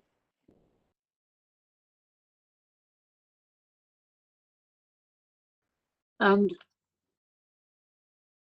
this building is adjacent to a Category A building. Is that right? Oh yes, yes. Is it adjoined or is it adjacent? It's adjacent. There's two gables. Well, the two. So the water ingress from one could have gone into the other. It could have, where it was filled in. There is a gap between, but what I saw at one bit was there was quite a lot of debris in between the two walls, separate walls. What else would you sort of say in terms of the specification that Harry Turnbull was working to? Did you ever see sight of what that was, or did you just read the final report? I was copied in on one. My clients, the Bells, gave me their documents that they'd been supplied by the council, so I was aware of it. But all these reports were heavily caveated with I haven't had an opportunity to to uncover things. I haven't done any measuring. Yeah. So they were best guesstimate. They were really just observations, casual observations. I did ask about the dry rot and had they done cores. Jack Laidlaw thought that they had done them. I asked for a copy of, if there had been cores done of the Brisomer beams, because Mr. Addison was very concerned that if dry rot was in those Brisomer beams, then that was a very big job and there was a structural problem. But no one could find the report. I asked for it. I was told that it had been done. I asked on 3 or 4 occasions, and eventually, about 6 months after the event, the council admitted that actually no cores were done, which to me seems a little remiss, because if you're doing a dry rot report, unless you're going to knock it down, it's quite important to find out where the dry rot is. It's in the Brisomer beams, which basically form the main structure for the building. Then you obviously have a big problem on your hands. And to my knowledge, these cores still haven't been done. And what about the wet rot? There were areas of wet rot where there were it had an internal downpipe system to convey the water from the roof down to ground level and to the storm drains. But obviously, when Mr. Hardy did his development, or perhaps before that, some cowboy had gone in and fixed various bits of the downpipe with things like a fizzy drink can instead of a proper collar. The gutters on the roof were all full with moss and things like that. And when we visited and did our survey, the chimney had been removed and the water was coming in round about where the chimney had been removed. There was a tarpaulin up there, but it wasn't actually covering the hole. Or it wasn't covering the hole totally. There was a stone holding a bit of tarpaulin on it. And bearing in mind that that was in July 18, presumably it's been pouring in through that hole in the roof since then. Ever since, yeah. I noticed on your statement that you mentioned that there was a pre-requirement to provide a detailed condition survey of the roof and the chimney stacks. Are you aware of a report from Mark Douglas at all in 2010? No. What? No, I'm not aware of it. I've just followed from my notes. I think Mr. Silverwright may have independently commissioned it or spoken to another engineer regarding the crack.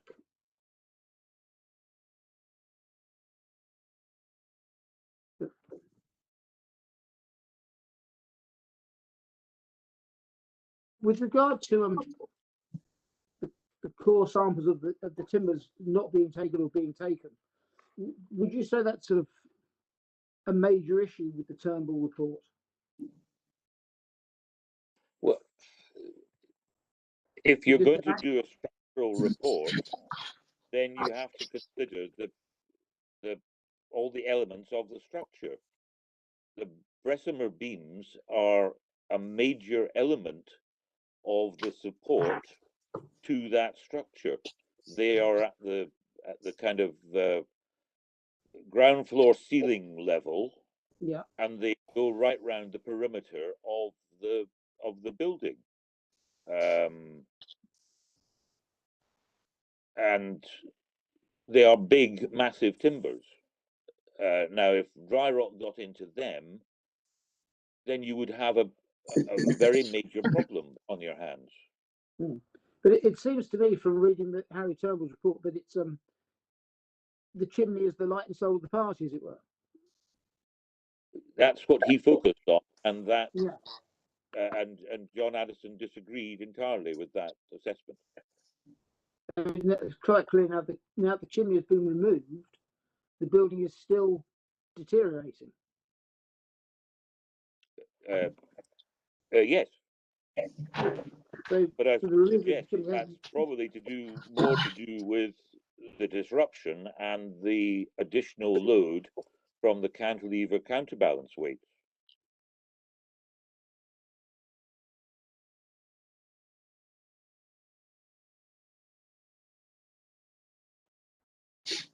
How did that affect the ground floor shops? How does it affect it? As in terms of water ingress. Well,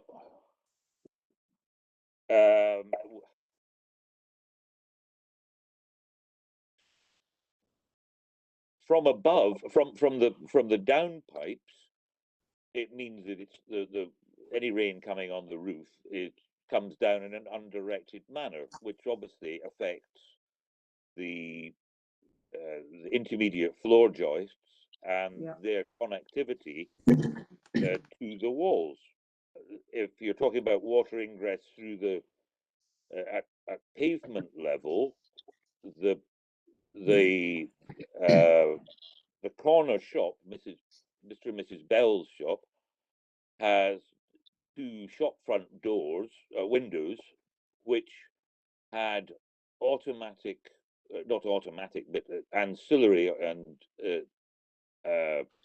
integral shutters that descend into the basement, and then at night those shutters would be pulled up on pulleys, so the window opening is not from pavement level, it is from basement floor level. So the openings on the to the street level are not the full extent of the opening. What about where the rainwater was trapped from the guttering? Would that have made a difference if the guttering had been properly maintained and the roof had been secure? Would that have made a difference to the Yes, of course it would. Yes, of course it would. If the downpipes had been fully functioning and not rotted or broken in places, then there is an outlet. But it doesn't actually matter if you've got an outlet if the entry to the downpipe is blocked, and the water will build up on the roof until it dissipates by another route. And generally generally what happens is the water gets so deep it comes up under the plates. Yeah. In your opinion, that should have been checked before you pulled the chimney down. Oh, absolutely. And was anything ever followed up with that with the authority that you know of? I'm not aware of anything.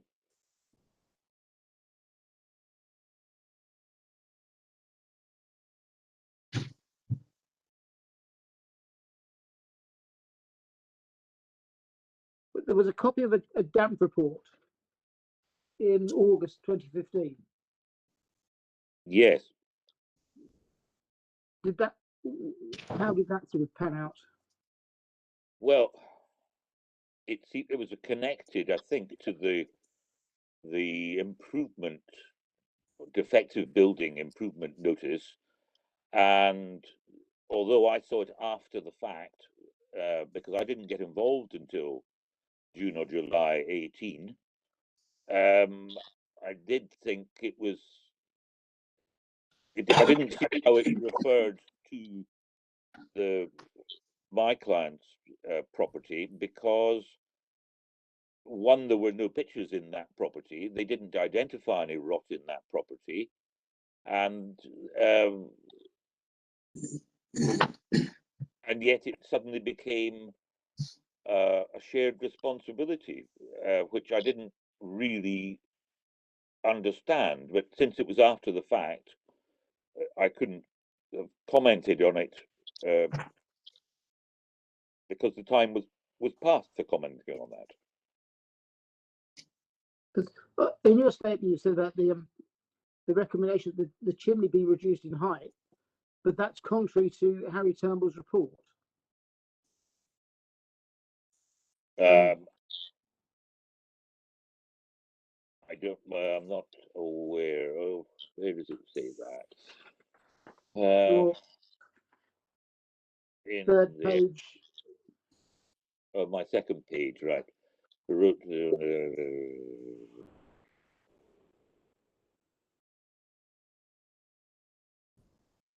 Yes. Harry Turnbull's initial report didn't say that. He didn't identify the chimney as the main cause, I don't think. And at some point he's changed his mind, but hasn't sort of made any references or confirmations as to why he's changed his mind. No. And under the defects, it refers to potential roof defects. Would those have been defects or danger? Sorry, I didn't catch that. On Harry Turnbull's report, there's a defective heading that refers to potential roof defects and requires the installation of an external rainwater system. Do you think that's trying to solve the issue? It is. It's eminently sensible.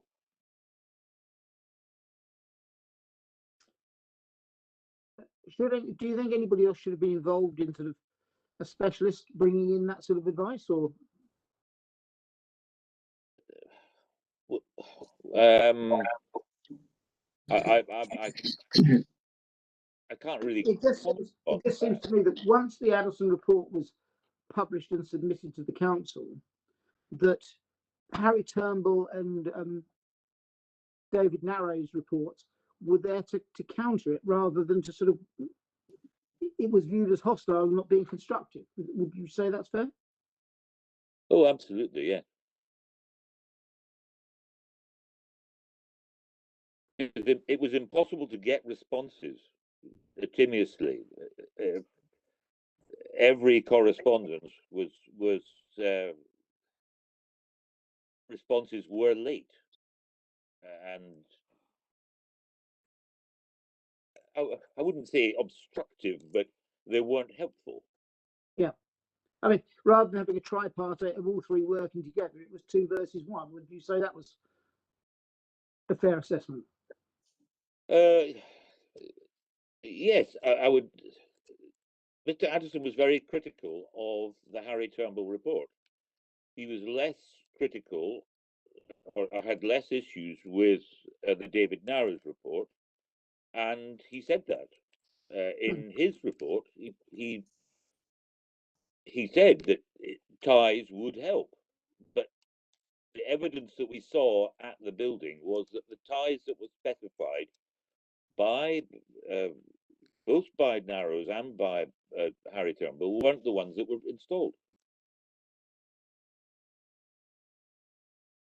So, what in your opinion is would have been the way forward?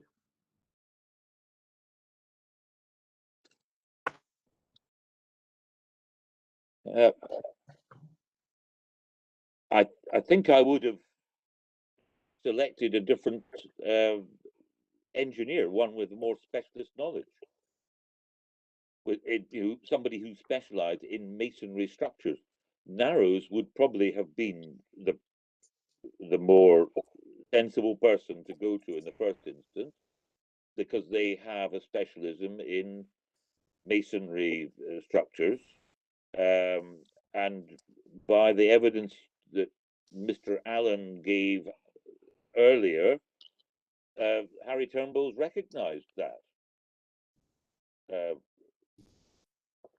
And you know, what's your opinion of the fact that the comment from Mr. Allen that the contractor was so concerned about the structure that he wanted his own report? Well, I'm very surprised that if there was a report. I mean, it's come as a surprise to me. If there had been a report, one would have imagined that it would be made, the owners of the building would have been made aware of it if there were concerns. One has to assume there weren't concerns, because if there were concerns flagged up by that report, then that would seem to be an abrogation of a duty of care. Finally, sort of, you've been aware of the project. What do you think in terms of where the costs are currently sitting? Do you think that's excessive, or would that be considered reasonable? Scaffolding can be expensive, and the building is almost entirely full of scaffold now. I mean, we struggled to get to move about, to take measurements, to try and get plumbings on the bits of the building because of the physical amount of scaffold, and it belongs to the contractor and it's on hire. I'm not surprised at the level of cost that it's reached. Because of the time it's taken? I beg your pardon? Because of the time that's been spent sort of... Oh yes, purely on the basis of the length of time, because there actually has been an awful lot of physical work. They've taken a chimney off, and they've stripped back plasterboard and floors and removed all that from the building. But in terms of physical reconstruction work, there's nothing there. Yeah, and the fact that from the water ingress that was caused by the blocked guttering, etc., that's now being compounded by the removal of the chimney and leaving a hole in the roof. Is that? Oh, absolutely. And I mean, to the extent that I have been asking for confirmation that the electric was turned off, because my clients, Mr. and Mrs. Bell, are still getting standing charges for a meter, and I have been asking on several occasions over the past 3 months for confirmation from the council that the power was turned off and disconnected. One, from the point of view of the water ingress and the lack of weatherproofness, but two, from the point of view of safety, and three, from the point of view of my clients are still being subjected to standing charges. And actually, it's in the tender document that Mr. Allen put out that it was to be made safe, and and for that work. And I wrote that to the council, copied it to the various officers, and I've still to receive a response. And just sort of, you'd say that the wet rot is continuing to spread in the building. It's carrying on because it's been open for 4 years. Well, thank you very much. I have no further questions. Unless there's anything you'd like to add? No, I don't think so. Okay, thank you. Mr. Thompson. Thank you. Mr. Rogers, July 2018, was that the first time you were in the building? Yes. Or have you been in the building since? I went in August, about 3 days later, because we didn't get it all done, and my brother and I went back in to measure the deflection and the plumbings on a couple of the windows that John Addison and I didn't manage to get done before they wanted to shut the site up again. Since then, so in the production of the Addison report, you were in a couple of times. Since then, have you been back to the building aside from an external view? The background in your statement from 2015 to 2018, was that provided to you by Mr. and Mrs. Bell? Yes, well, some of it I got online from reports that were published on the Scottish Borders website. Some of it came from the newspapers and the sort of the publicity surrounding the thing. But principally, it came from Mr. and Mrs. Bell. Have you seen the Harry Turnbull report from June 2015? I have now, yes. You will note under point 6 that removal of the chimney was referenced there. Hold on a second while I find it up on this website. What do you know what number that is? It's SBC 38. Sorry, 13? 38, 38. On.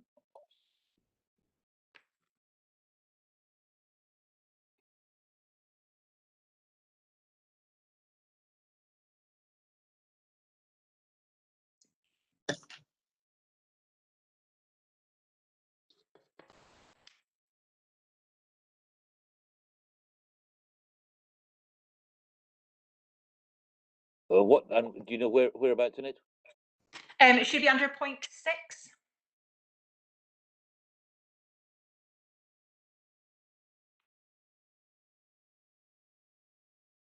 It may be necessary to completely remove that. So it may be necessary to completely remove the chimney structures. So yeah, that doesn't say take it down. Sorry, could you repeat yourself? Sorry, you were a bit. That doesn't say take it down. It says it may be necessary, which probably means go and have another look at it and see if it's showing any signs of distress. But it does raise that there was a concern, or it was something to be considered, not that it wasn't mentioned at all. Okay, yes, I would accept that. Now, I mean, immediately above it, it says put the steel goalposts in, and that still hasn't been done. Moving on to the difference between the Addison report and the Harry Turnbull and David Narrow, it is not uncommon potentially for professionals to take different views. Would you agree? I would agree. And there are some points of agreement between both sides of this. Yes, there are. And have you seen the David Narrow letter, which is AMS XB8, which is a response to the Addison report? It's dated the 14th of September 2018. Have you had the opportunity to consider that? What number did you say that was? 34 or something? No, it's AMS XB8, one of the documents put forward by Mr. Goddard. I'm not sure if that is available on the DPA. I couldn't see any of his ones. I can.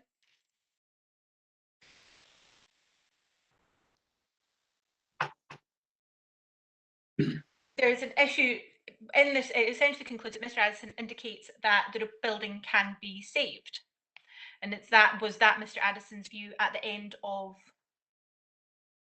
Yes, it was. Of the report. Did that take any account of the potential costs to save that? No, I don't think it did. But he did. But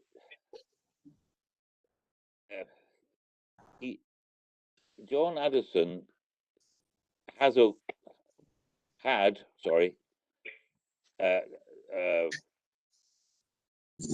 ability to come up with repair methods that were economical. But were they, this is no question on Mr. Addison's professionalism or qualifications, were they costed as far as that report was concerned? No, it wasn't. Because in the David Narrow response, it states that it could also be saved. However, it might be at a cost beyond the value of the building, but that was out with his remit. Did Mr. Addison take any view as to that cost or the financial implications of repairing the building? No, I don't think he did. Thank you. If you just bear with me one moment.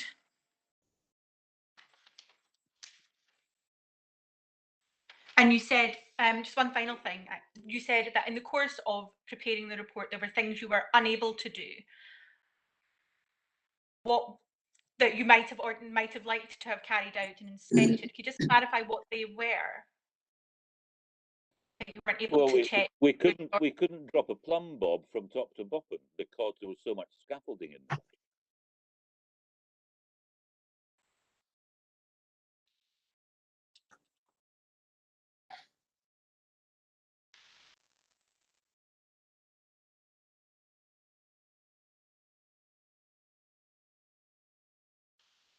Thank you very much, Mr. Rogers. I have no other questions, but perhaps Mr. Coquette may.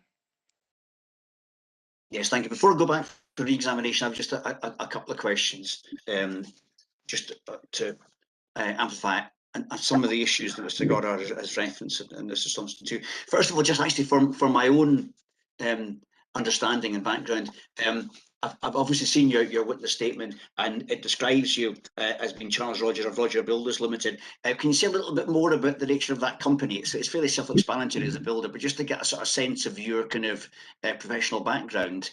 I don't know if I presume you're a director of that company, but just I'll say a little bit more about what the company does. Well, since the COVID and the change in the council's procurement policy, we no longer do any contracting. That happened in October last year. Sure. The company was started in 1847. I'm the 6th generation, and we have done. We've been building and civil engineering and public works contractors since 1847. Okay. Thank you. Okay, thank you. You were asked by Mr. Goddard a question about what certain alternatives might have been an option at an earlier stage in the process had different decisions been made as to the way forward in dealing with this building. Can I ask a similar question, but just relating to where we are now, given the state of the building as it stands just now? And you may not be in a position to answer this question, but just I'd be interested in your views. If you had been instructed at this stage to do something with the building, what would your alternative plan be now going forward, given whatever the reasons the building's got into the state that it's in? What are the options in your view as to where either the owners or the council should go from here? I think they've destroyed the building by removing all its internal fabric, and the floors. Now, people will say, "Well, the floors don't do anything." Well, the floors do. They spread load. They act as ties. They act as braces.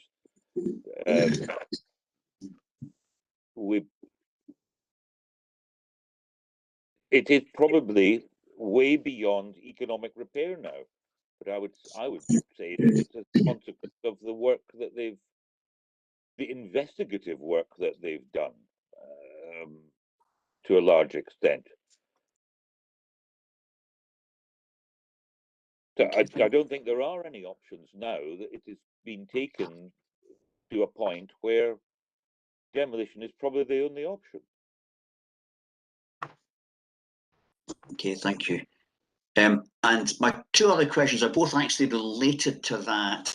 One of which, and you may not have this in front of you, but I think you probably know enough about the background to hopefully comment on this. Is I'm looking at a document produced by Mr. Goddard, and it relates to the Addison report.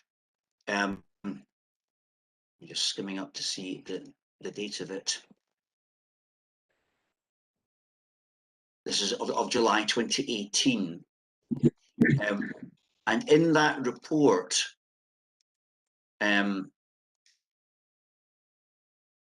Mr. Addison, under reference to the engineer who looked at the building before, he says at one point that there's a suggestion of the likelihood of the building collapsing. And Addison says there are no signs of this. It's unnecessary scaremongering. It's also partly based on his interpretation of behaviour of access scaffolding when it was dismantled, and that there are alternative explanations for this that the engineer ought to have carefully considered in his reasoning. Can I ask you about what your professional view is on that question of the risk of collapse? There's a suggestion that the building is not in risk of collapse, but it's protected by scaffolding just now. I don't think anybody's suggesting that the building is at risk of collapse because the scaffolding is there, but I take it any risk of collapse is countered by the existence of the scaffolding, so it wouldn't be safe to take the scaffolding away. I don't know if you have an opinion on that. John and I discussed it. He said, well, of course, it could stay there forever now if they just stop the water coming in. While they actually worked out a scheme. Yeah. So effectively, sorry, the dam. But they have put a support scaffold within the building and buttressed outside, and that has added additional load at the pavement level. So it's been in place for so long that they probably have changed the dynamic and the structural capabilities of the ground. Okay. But the building, in your view, is perfectly safe just now, but on the basis that scaffolding there is there to ensure that outcome. Exactly. Okay, right, thank you. That's helpful. And lastly, from me, could I refer you again? I may have to read this out to you because you may not have the document in front of you. But one of the letters from Alan Gouldner, and again, I'm just checking the date of it, on 5th of October, 2018. It said at that point that, in his view, that matters had reached a crossroads in terms of how to resolve the issues presented by the condition of the building. Whilst on the one hand, the building can be saved. Can you just tell me what number that is? Oh, wait, but it's SBC 32. If you can access that. Yep. And it's towards the end of the letter. It's on the second page. It's the third last substantive paragraph.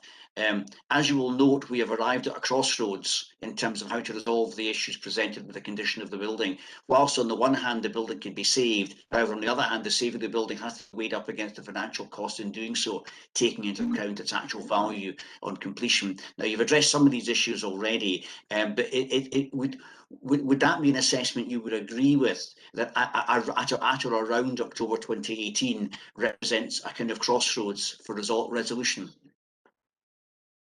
Yes, I would. Is that fair? Okay. Right, thank you. Those are my questions. So I'll hand back to Mr. Goddard for any re-examination. Oh, I think you may be on mute. As I'll go on. Thank you, Mr. Rogers. I mean, we're coming back to sort of the main cause, in your opinion, the main cause of the structural defects of the building are down to water ingress. Yes. And that's more attributable to a guttering and internal drainage fault than it is to a chimney. Absolutely. Correct. So would it be right to say that it looks like Harry Turnbull got it wrong? It would look like that, yes. Yeah. That's fine. Thank you very much. No further questions. Thank you. Okay, right, thank you. Now, I'm conscious it's now, by my clock, just actually popped up to 1 o'clock exactly. And some synergy is telling me we should take a break for lunch just now, and then come back perhaps at 2 o'clock, by which time hopefully agents will have had an opportunity to have looked at some of the emailing, and I'll have had a chance to look at emailing that's come in as well about further documentation we'll have to address later on what that means for in procedural terms. But that would mean that if we stop just now for an hour and we don't start your examination in chief of Mr. Severite, that means you can actually have your lunch together, which otherwise you wouldn't be able to do if you'd started your leading of him. So I suggest, if it's okay by all parties, that we adjourn now till 2 o'clock. And again, I'll switch my microphone and video off, and I'll start it again, and we can convene at 2 o'clock if that's okay by all concerned. Can I be excused from the thing? Yes, absolutely. Well, if Mr. Goddard is happy to exclude you, there's no need for you, I think, to stay any longer than you need, unless Mr. Goddard wishes you to. No, thank you very much for your contribution, Charlie. Thank you very much. Similarly, Mr. Allen and Mr. Geldner, I have no requirement for them to stay, but if they wish to stay, obviously that is fine, but they are free, from my perspective, to depart. Okay, that's helpful as well to know that, rather than expect them back at 2 o'clock when they're not there, and we wait accordingly. Okay, that's fine. Well, we'll come back at 2 o'clock and then take Mr. Severite's evidence. Thank you. I'll withdraw from the meeting. Thanks. Thank you. Thank you. Bye-bye.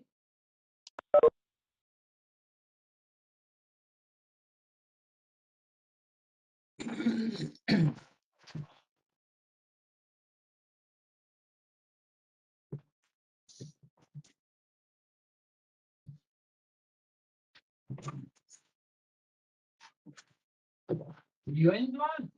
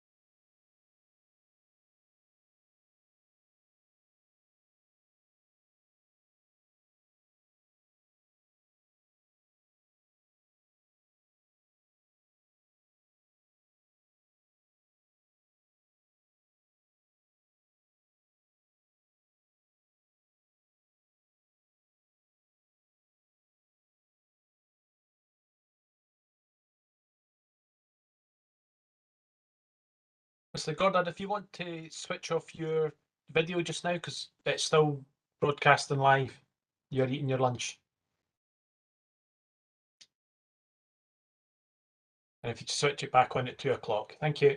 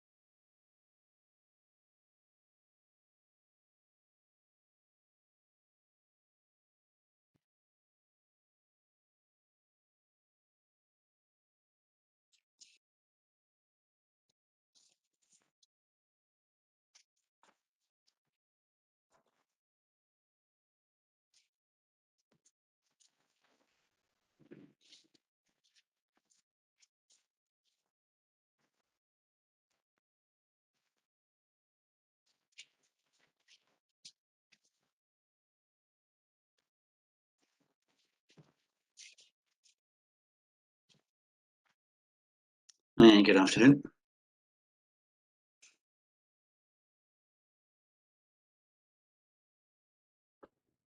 Although Mr. is going, I'm not sure he is rejoining formally. All right, okay, that's fine. But I think otherwise we have everybody else we're expecting. I saw Mr. Severide flashing across screen a moment ago, so I think that's probably all that we're expecting just now. So, and the fact I can see his shadow. And he's leaving. There we go. That's even better. Just round here to the other side of the perfect screen. That's fine.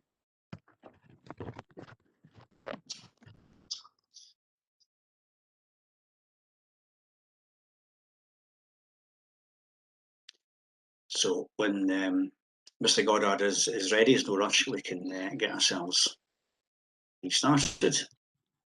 Thank you. Can you hear me from there? I can hear you now, yes, absolutely. I think your intention this afternoon is to leave Mr. Severide. I have 3 documents from him, from you, that are in front of me, and I'm not necessarily restricting to those documents, but just for ease of my understanding of what we should be looking at, I've got 3 statements or documents, one of which is the original outline statement of case, which formed the effectively of recognition dated 15th January. There was then a further document dated 7th of April. And then as part of your productions, Mr. Goddard, you lodged amongst that a further kind of background statement dated 20th April 2021. So they're the 3 documents that I think are relevant to have before me. If there's anything else you know, let me know. And you can read anything else you want, but just so I make it clear what I think I've got in front of me. And if that's fine, I'll just hand over to you. Thank you.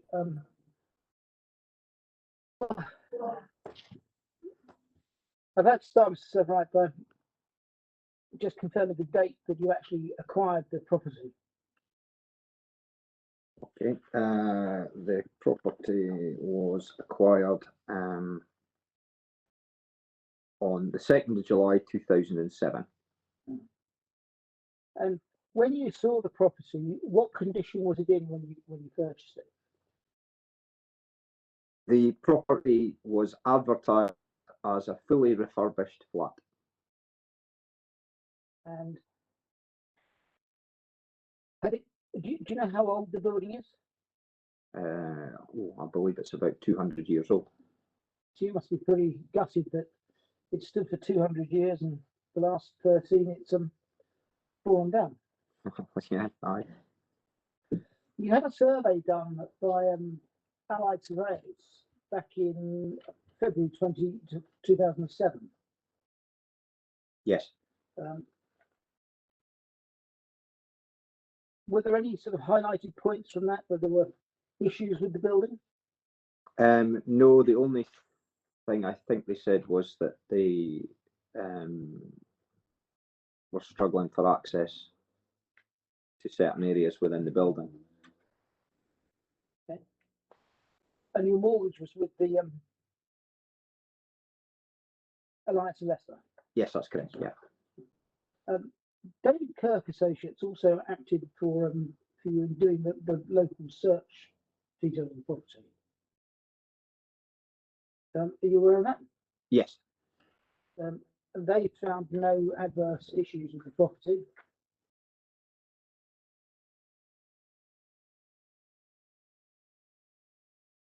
And they said that there's on environmental protection, has the council served or reserved to notice any related to property under section 78B? And the answer to that is no. And there's no question of the land being contaminated. So were you happy with that? Yes, I was, yeah. And why weren't you living in the property at the time? I worked as a butler house manager for a private household, and I had a tied property that I lived in through my position. So what was the purpose of buying or acquiring this property? Really, 2 reasons. Because of the work that I did, and I still continue to do. We tend to find ourselves in tied accommodation. You always are provided a house with your employment. So therefore, I wanted to make sure, one, I had an investment, and two, I had my own property, and therefore, if I ever lost my job or was in between work, I had a property to go to. I had a home. Right. Okay. So you clearly didn't expect to be in this situation. Definitely not, no. You spoke to, or you met with, I think, Fiona Todd? Yes, that's right. Actually, she contacted me originally by post, noting that the council had started some kind of an empty homes project, and that my property being flagged in one that was not being currently resided in full time at that time. She wrote to you on the 14th of November 2013. That's shown as ANS XB4, the second page. I'll just read it to you. Further to my letter of the 11th of September 2013, I'm contacting you to find out if the common repair issues have been resolved at the flat. I would only be concerned that you may suffer further water ingress at the property, and this would cause further deterioration. I'm not aware of any concerns raised by the other tenants of the upper floor flat, and therefore hope this is no more the cause. What was that referring to? We actually had a meeting. Mrs. Todd actually came round to the property. I'd come up on holiday and arranged to meet her to let her see it with a view to getting an idea of whether it was something that could be rented through the council's project. And at that time, I had a water ingress issue. I had water coming through the cornice work of the corner of my living room, and was looking at that time at trying to get together some kind of repairs or find out what was eligible with any kind of grants, etc., that might be able to help me with those repairs so that the flat could be used. Right. And did you consult anybody with the council regarding that sort of water ingress? Yes. It started as a damp patch and turned into quite a heavy flow of water. My parents lived fairly locally and would go on occasion to go and check my flat. My father phoned me one night and said basically the water was running down the inside of my living room wall. When I next came back up to the property, I got in touch with the council, and I actually met with one of the planning department. I believe it was Mark Douglas, who I think was an architect or has something to do with the drawings of the planning department of the council. He came to site, and we realised, and through explanation, he explained there was a large guttering system that basically ran through the brickwork of the building, which channeled all the rainwater through the inner skin of the building. So therefore, that must have cracked because it was made of lead, and that basically all of the rainwater was now channeling through my property.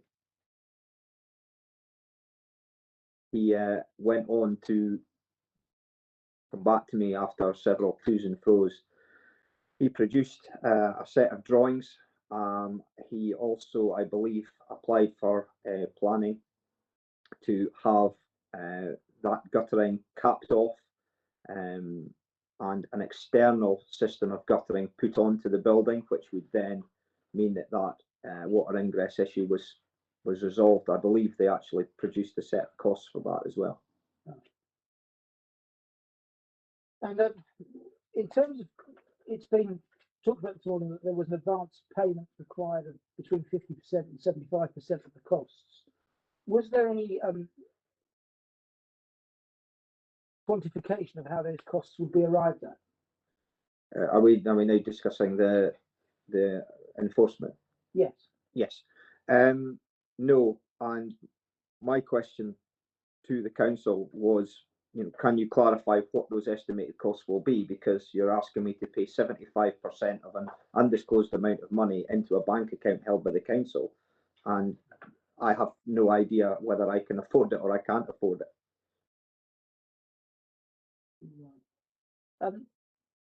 The letter I'm going to refer to ANS XB9, A, B, and C, and it's 6 pages. It's the covering letter, 22nd November 2016. It's from Alan Gildner to yourself, and it says, the works to address the dangerous chimney are necessary to ensure public safety. I have instructed these works to be undertaken and accordingly have appointed John Lagan to undertake these works. What would that mean to you? That meant they were just going to go ahead and do the work and take the chimney down. So you'd expected that to be a resolve to the problem, really? It certainly would, from the way the letter was worded. It seemed like that they had identified that as the main issue, and that hopefully that would be their extent of the kind of enforced works that needed to be carried out. I noticed in the same bundle of papers, there's a quote from the 10th of August 2010 to yourself from John Laidlaw and Sons regarding the cost of scaffolding and builder work, etc. Those figures show something in the region of about £14,000. Can you explain what that quote is and how it's been arrived at? Okay, what happened was, again, there was an issue with the building next door in Exchange Street.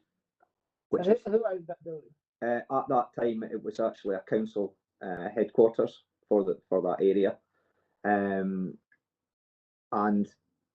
I believe that's the one that we've been discussing this morning, is marked as the Category A building, listed building. It was a council headquarters. My father had again gone down to check on my flat one day, and when he turned up, there was scaffolding on the building next door, and he, in the processes of standing and having a blether on the street, ended up speaking to Robert Laidlaw and to the gentleman who was the clerk of works for the council. And through the conversation, they had mentioned that obviously they were looking at their roof because of some water ingress issues they had up there. And my father said, well, seeing as the scaffolding's up, is there any chance we can go up and have a look on the roof of our building, because there is no way to actually access it? They agreed, and my father went up and had a look. They realised that there were issues on our building which were causing water damage to the council's building. So therefore, my father phoned me, and I said, is there a way that Robert could send a quote to us to find out what our roof repairs would be and the costs? So that's where we arrived from that, and that's also why it's addressed to my father at my father's address. Thank you. If you recall the conversation I had this morning with Mr. Gilbert about a meeting that occurred on the 18th of October,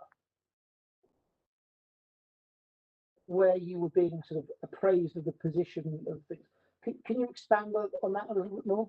You mean the meeting in June that we had at the council headquarters? Yes. Sorry. Yes. Basically, yes, there was myself present. There was John Melville, who owns one of the retail premises, the Bernardo shop. Mrs. Bell couldn't unfortunately attend, and my other neighbours that were in the flat below me, Mr. and Mrs. Plummer and Mrs. Huggle, were in attendance by video link. Unfortunately, I think Mr. Templeton, who actually owned the flat above, couldn't attend either. We were in the meeting room in the council headquarters at Newtown St Boswell's with Alan, and Alan basically ran through pretty much the situation we were in, what the costings were going to be, and pretty much where we were and what the options we had to try to either fix the building or how we were going to approach the situation. At that time, the costs had started to rise significantly, and he seemed very, very concerned. And what sort of solutions were proposed? I believe at that time it was still imperative that the building actually be saved, but the costs were astronomical at that point. I'm sure they were somewhere around the 800,000 mark, which was way over what we were expecting, and was quite shocking. And I even mentioned in the meeting to Mr. Gelner, is there a way that we could even explore the possibility of knocking this building down so that we could perhaps sell the land to a developer, and or we could approach a developer to buy the land from us to develop it. He said that was even more costly an option that we had at the time, that the building had a listing on it, so therefore that wasn't in the council's interest. They had to try to save the building, and the costs were so much higher that that wasn't a viable option at that point. Did he mention any sort of figures at all? There was a rough mention of about 500,000 to demolish the building. There was a figure, he said, you know, you're probably only going to get about 50 grand or something to actually for the piece of land that the building's on. So therefore, you know, you're looking at 800 to fix it, and you know, we're roughly the same amount by the time you've paid what you owe us at this point, plus the demolition and selling the land. You knew at the start your building was a Category C listed building. Absolutely, yes. Yeah. What sort of attention has that attracted to the area being a listed building? As we've now found out, the building next door is a Category A building, so it must be a quite historical area. Well, the reason that I bought the flat in the first place was its location and the views that I had. I looked straight out one set of windows up the hill to the Sheriff Castle Jail. I look out my other set of living room windows in the living room and was looking right out at Jedburgh Abbey, across the market square. You know, the Jedburgh Common riding happens right in the square, right below the windows of my property. And when there's great big crowds there, I would have had a prime view of that. And I was aware of all that with the living in the borders and knowing the history of the area. With the two retail units below you, would that be a prime shopping location, or would that be a secondary location? We are certainly right on the high street, and the corner shop right on the very corner, or a hairdresser's as it was then, is looking right out onto the market square. So it's a prime spot. Prime spot in a prestigious area. Absolutely. Would you say that actually fits? Sort of, now you've heard the fact that the Ilford Hounds want to make sheltered housing there. Would you think that was appropriate for that location? I think that there's a need, certainly, and Fiona Todd did speak about that. There was a need for accommodation within the Jedburgh community, but I certainly think the views from that building and the prime location of where it is, it would be much better as private homes, or it's certainly going to have surely much more value as private accommodation because of what you're looking out the windows at. And the retail space would be obviously sort of prime retail space. I would imagine so, yes. I noticed that there's something in the Borders Council economic plan about priority given to hospitality areas, food and drink, and retail premises. It certainly would be a good space to have some kind of cafe. You're on the corner of the main area of the town. What was your interpretation of how the CARS scheme runs? The interpretation that I was given, and the situation as I understand it, was that there was a budget had been allocated by partly the Scottish Government's Historic Environment Scotland Department and the Borders region to provide money that would help to better the buildings in the town, and was basically just going to help to redevelop the town to help encourage tourism and basically help the economic growth of the town. Did you explore any other sort of grants for? I mean, it must be quite difficult, given that you bought a fully refurbished apartment, suddenly find these sort of works being required. Well, absolutely, and that was one of the key decisions on buying it, was the fact that we lived at the other end of the country. I was down in West Sussex, so I couldn't be on hand all the time, and I needed to have a property that I felt was in reasonable, was going to be brand new, was going to have any problems. I could go there on holiday for a week, or if I needed to, I could go and move there and live there eventually, and back into the Borders where I knew, and not have any issue. It could, you know, it was ready just to go. You weren't expecting a situation like this, and you weren't on hand to deal with it. No, and that was a major problem. Were the other residents sort of all in residents, or? As far as I was aware, there was a gentlemen or different various tenants over the time I owned it that were living above me, and there were the couple below me, Barry and Alison, were actually renting theirs through a holiday scheme. So in terms of trying to get, I suppose, like a residents association together wouldn't really have been feasible. It was difficult because Barry and Alison were the same. They lived down in England somewhere. Mr. Templeton apparently lived in Ireland somewhere, and no one ever seemed to be able to contact each other. It was very difficult to get in touch with anybody. Were you aware from your deeds from the Registers of Scotland that you have a right to pay for your portion of the repairs?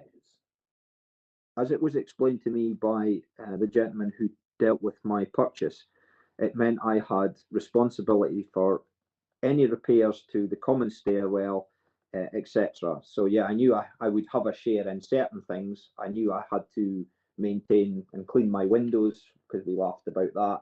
And yes, generally I had a share of the land that the building sat on, and I did have some financial obligation to be part of any repairs to the common areas of the. But it wasn't your responsibility to do the repairs other than pay for them, or you pay your portion of them. Yes. Okay.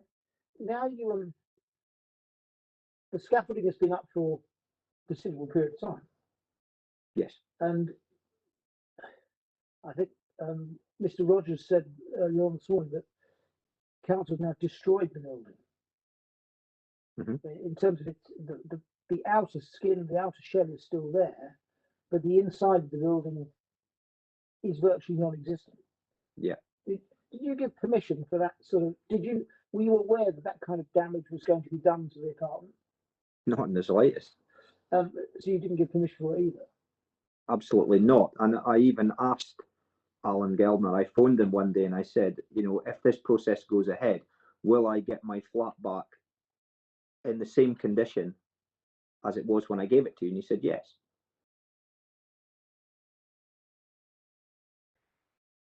And you've heard the so-called experts talk about the chimney and the water ingress as being one of them was the main culprit of the damage. Do you have any views on the chimney? By demolishing the chimney, has that had any positive effect on the building? No, well, not that I can see. I'm not in a professional capacity to know that. And really, by the time that came down, the scaffolding has been up for ages by that point. Right. And how do you feel looking at the situation now as it stands? The situation I'm in really is that since I bought the property, I only probably owned it for a couple of years before it had a massive problem, a problem that we managed to identify. I went to the council to ask them to try to get to the bottom of the problem. I also asked them if they would intervene to try to fix that problem. I went and got my own valuation done of the property before the works began, and I surrendered my keys for Alan to go ahead and do the work, because my intention by that point was that all I needed to do was I needed to get the repairs to the building done and then be able to sell it. And I knew that without everything being done, I wasn't in a legal position to actually sell the property. So you would have sold the building to cover the cost of the repair works? I had no choice. By that point, my marriage to Miss Copleston had finished, and therefore we just needed to. It was the only thing left between us that we needed to get rid of. I noticed from your mortgage that you have a block book insurance policy, which is part of what the Lions Investor have as a standard for all of their mortgage debt. Okay. Did you report this as a potential insurance claim? Yes. And what was their response? They weren't interested, really. Why did they give a reason to why they weren't interested? No. I mean, I went to my insurance and they said they wouldn't cover it. Was there a reason for that? they just basically said it wasn't really my responsibility, and that they couldn't get on the roof, so they basically said, without access to the roof, we can't see who was at fault here. Yeah, I think that's. Is there anything else you'd like to add to that? Not really. I mean, I feel I've been in a situation where I don't really understand why the building was left with scaffolding on all this time. I asked Mr. Geldner at the very beginning, why have we left this on? And he said it was much more cost effective to leave the scaffolding on than take it down and put it back up again when the works would begin. And, you know, at this point in time, 6 years later, I'm sitting here with a property which I'm still owe a mortgage for.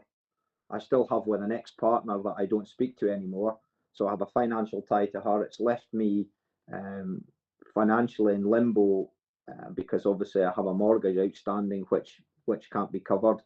As you'll see, there was a repossession order went through on that, which they declined to follow through with until that was fixed. So really, I've been in limbo for the whole time I've owned this. As an investment, it's probably one of the worst things I've ever done. And finally, just in terms of negotiations with the local authority in terms of compulsory purchase, how many meaningful conversations have you actually had or been involved in where they've talked of options for how they could acquire the property from you? None. That's right. That's nothing further to add. I'm happy with that. That concludes my session with this witness. Thank you. Okay. Thank you, Mr. Goddard. Mrs. Thompson. Thank you.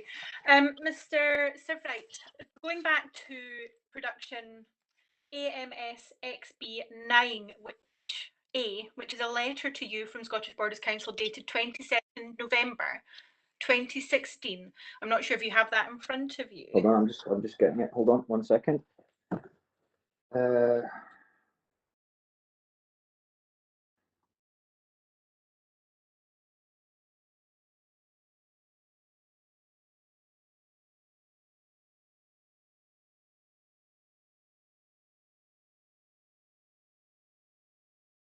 Yes, I have it. Yes. This contains figures, albeit they are tenders. So one for the work in the chimney and one for the defence buildings work. So you did know, or had at least an idea as to what you were being asked to commit to when asked to pay 50 or 75%.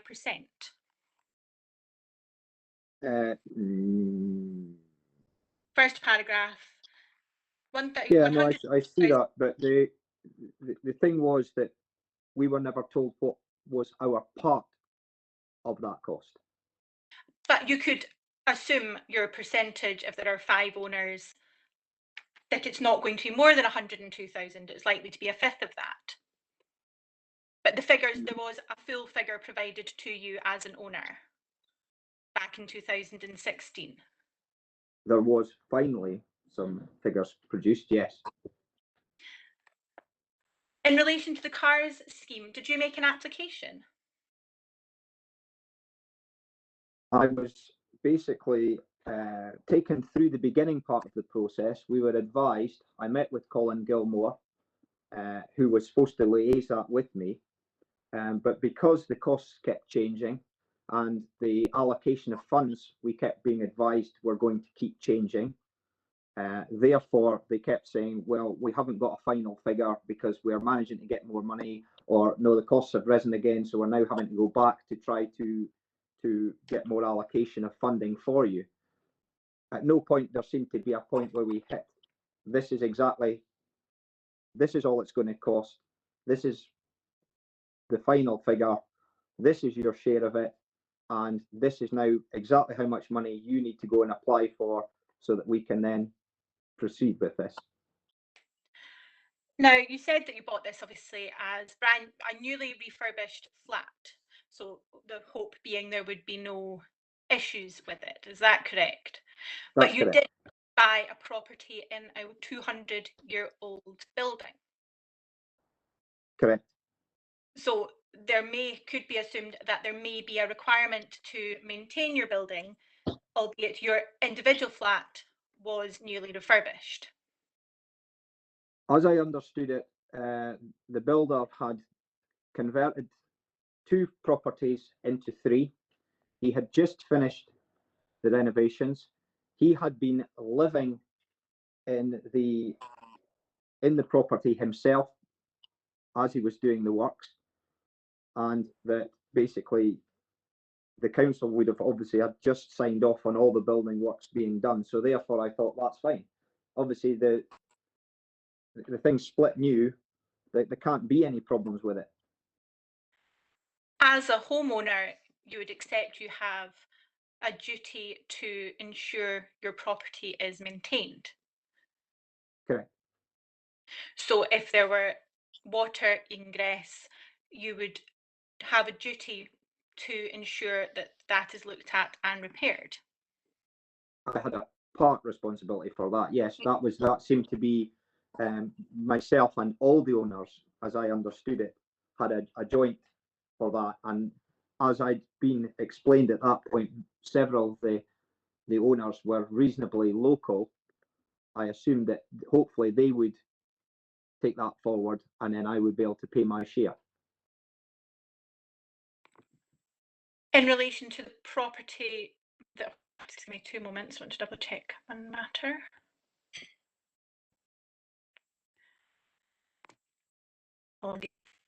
In relation to the water coming into your individual property, that would have been your individual responsibility to protect your property. Would that be correct? That's correct. And But what steps did you take at that? when I realised that not only my building was being affected, but the people below me and the shop on the very bottom floor, then I deemed that it was time to go straight to the council and try to get to the bottom of it.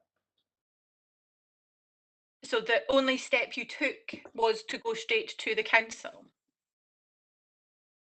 I couldn't get a hold of the other owners. I had no access to them. I was still working full time in a butler house manager's position where I worked 5.5 days a week, and I was 400 miles away. I had to wait until I could actually come up and try and do everything by telephone, and that was as much as I could do at that point. I had tried to get a hold of other owners and I couldn't contact them. In relation to the communication from the council, amongst the Scottish Borders Council papers, there are some 25 letters sent between 2015 and I think it's 2019, keeping you updated as far as the works are concerned. Do you recall receiving all these letters? Some of them I did, but I did move home in the middle, so some of them may have gone adrift or gotten to me later on or been resent later on. You'll see there are 25 letters making effort to keep owners apprised as to the process. Certainly towards the Maybe process. not giving you the information you want, but there is efforts being made to provide owners with information as to what is going on. Well, there was certainly information being passed that there was something being done, but there was no real mention of costs, no discussion about end or start dates, and there certainly didn't seem to be any understanding of what my percentage of any of the financial commitment was going to be at any point. The letters I seemed to get kept saying, we're waiting to get more information, we're waiting for CARS project to come back, we're waiting to figure out the rateable values because we don't know them, so we don't know your share. It seemed to be an ongoing series of letters which just came along saying, yes, we are doing something, but we don't know how much it's going to cost. What did you do to find out the information that you felt you might need? Well, at that point, I couldn't really do very much. I was the other end of the country. I was busy working, or I'd changed to a different position, and I was hoping that Alan Gelner was going to keep me in the loop. At one point, you had a girl, I believe, called Lauren Anderson, who I think somewhere along the lines at the very beginning, I believe she was some kind of an enforcement officer within the council, and she seemed to be heading up this project and seemed to be the person who was liaising between the planning department and the owners. And she was very good at kind of trying to explain exactly what she could. And I had quite a lot of telephone calls back and forward with her. And then I was told somewhere along the lines in the project, I can't remember exactly when, that she had been allocated a completely different role in the council and that the enforcement officer's position was no longer filled.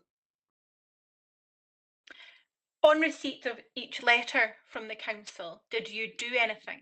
Did you respond? Did you communicate? Did you try and obtain further information, which as a homeowner might have allowed you to understand more what was happening and perhaps, as you suggested, step in as owners to resolve this issue before it escalated to the levels it is now at? When you ask that question, are you talking at the beginning when I first noticed the water ingress, or when we were within the enforcement process that Alan had taken responsibility for? Either, both. I had gone forward as far as I could with the water ingress in the time that I had. Once the enforcement had been taken on, I understood it that Alan Geldner was basically fully in control of the project, and I assumed that he would be trying to do this project in our best interests and obviously those of the councils. What is your understanding of a dangerous buildings notice?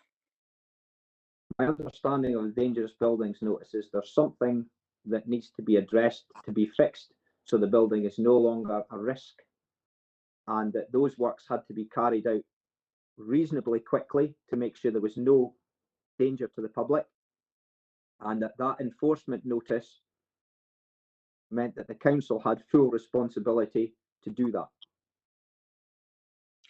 And you only if the notice is not complied with? Yes. You did not comply with the notice? I was not in a position to comply with the notice at that time. And why was that? I was the other end of the country and I wasn't always contactable, and there was only a very short period of time we seemed to have been given where we could actually try to communicate with each other, try to put some kind of a plan together. And thereafter, the council can step in to make the building safe and charge costs as are reasonable to the owners. That was how it was explained to me, and that's how I believe it to be the case, yes. But there is no obligation on the council to project manage this for the owners, to consult the owners, or to share tenders with the owners. I wouldn't know about that. That's way out of my understanding of what goes on within the Scottish Borders Council. That's not something I can understand. I'm simply raising that because in some of your statements you raised that none of this information was shared with you. So I wondered if that was your expectation. I certainly think that, you know, if you're in a position where somewhere along the lines you're told a project costs 144,000 and then you suddenly get told a couple of years later it's now 1.4 million, you want to start to see where the costs are going and where you've suddenly gone to that point. Do you accept that as work has gone on, more issues have become apparent? I'm not sure on that one. The thing that slightly worries me is that there hasn't been any work going on.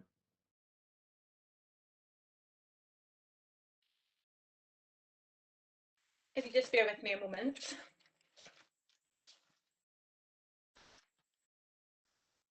What is your preferred outcome, Mr. Sivright?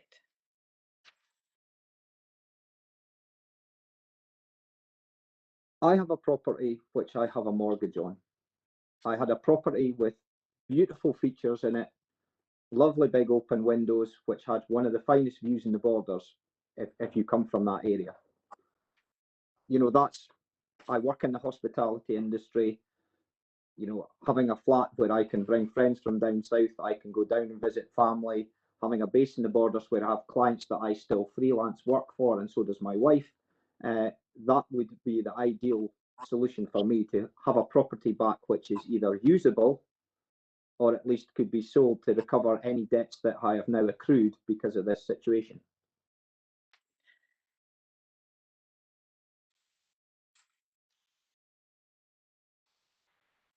In relation to communication with the council, were you contacted by the district valuer?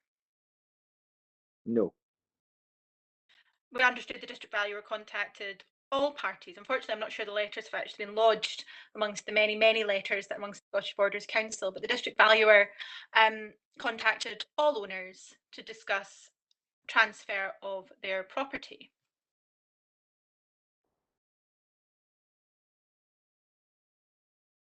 I'm not 100% sure about that one.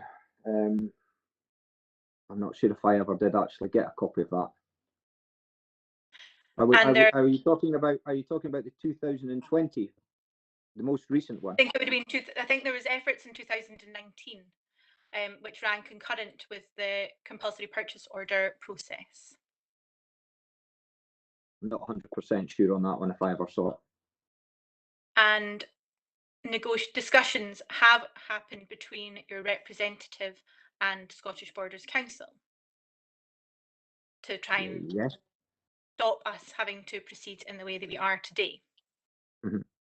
Yeah. So although they may not have resulted in a successful agreement, there have been some discussions between Scottish Borders Council and you or your representative as far as trying to settle matters in advance of any inquiry. As far as I understand it, yes. Mr. Goddard had some kind of communications back and forward. That's as far as I'm aware, really. I don't know what was party to that. But you've instructed Mr. Goddard to act on your behalf? Yes. Yes.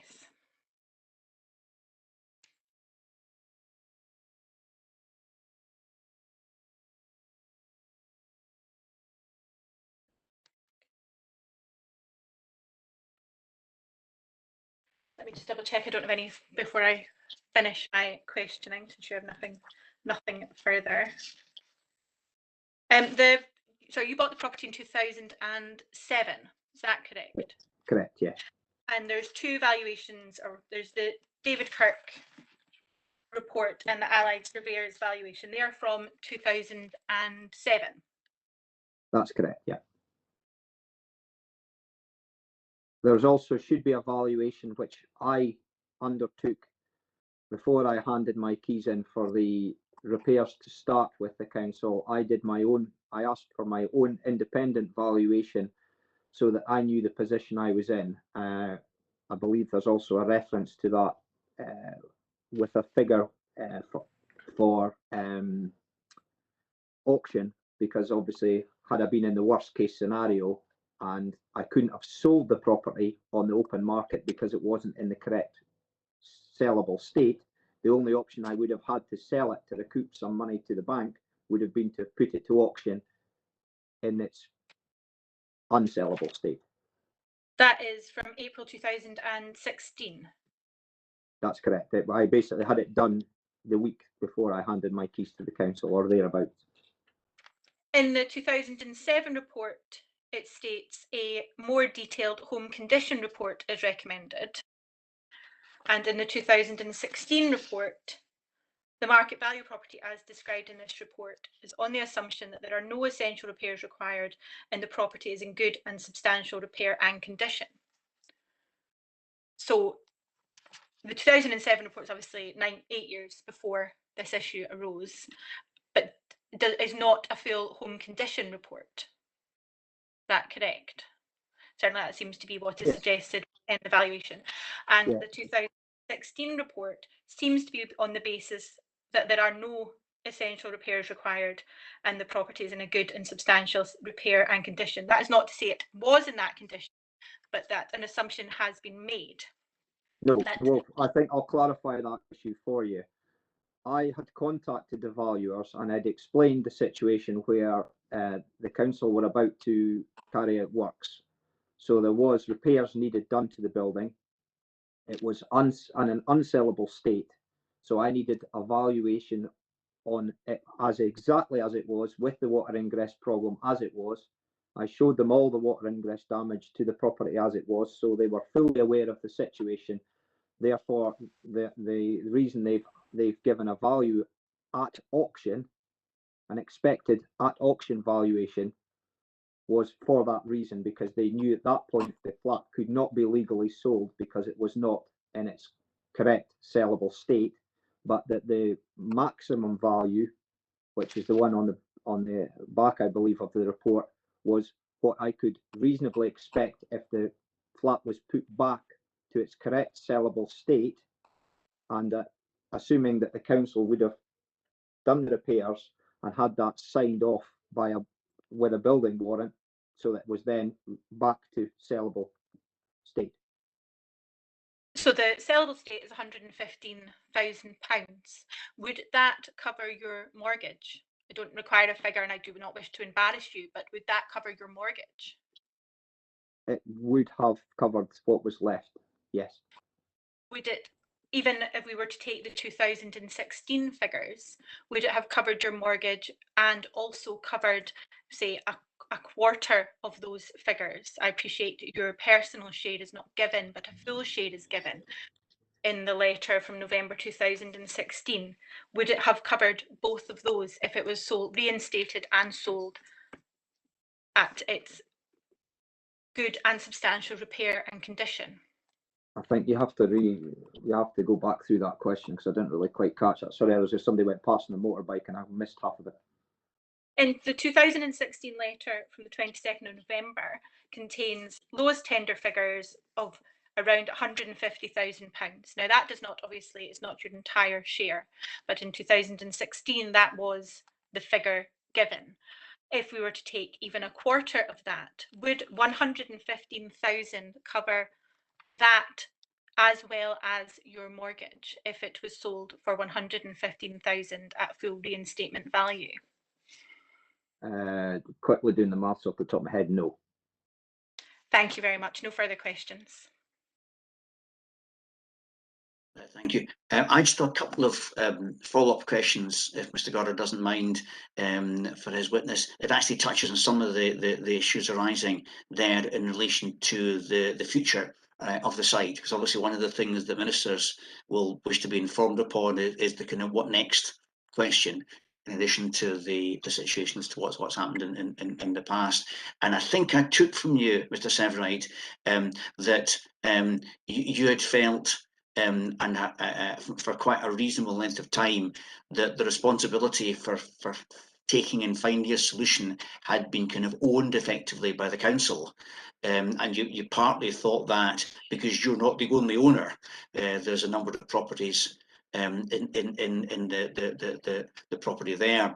So applying this kind of going forward from now, how would you envisage a kind of a route map to a solution? Do you still think this is something that should be for the council to take forward, or is it something that you would be keen to be taking forward? I heard your answer as to what you want the outcome to be, and you explained a situation for your own flat. But do you have any thoughts or indications as to how you get to that sort of outcome? Is that for you, or is that for the council, do you think?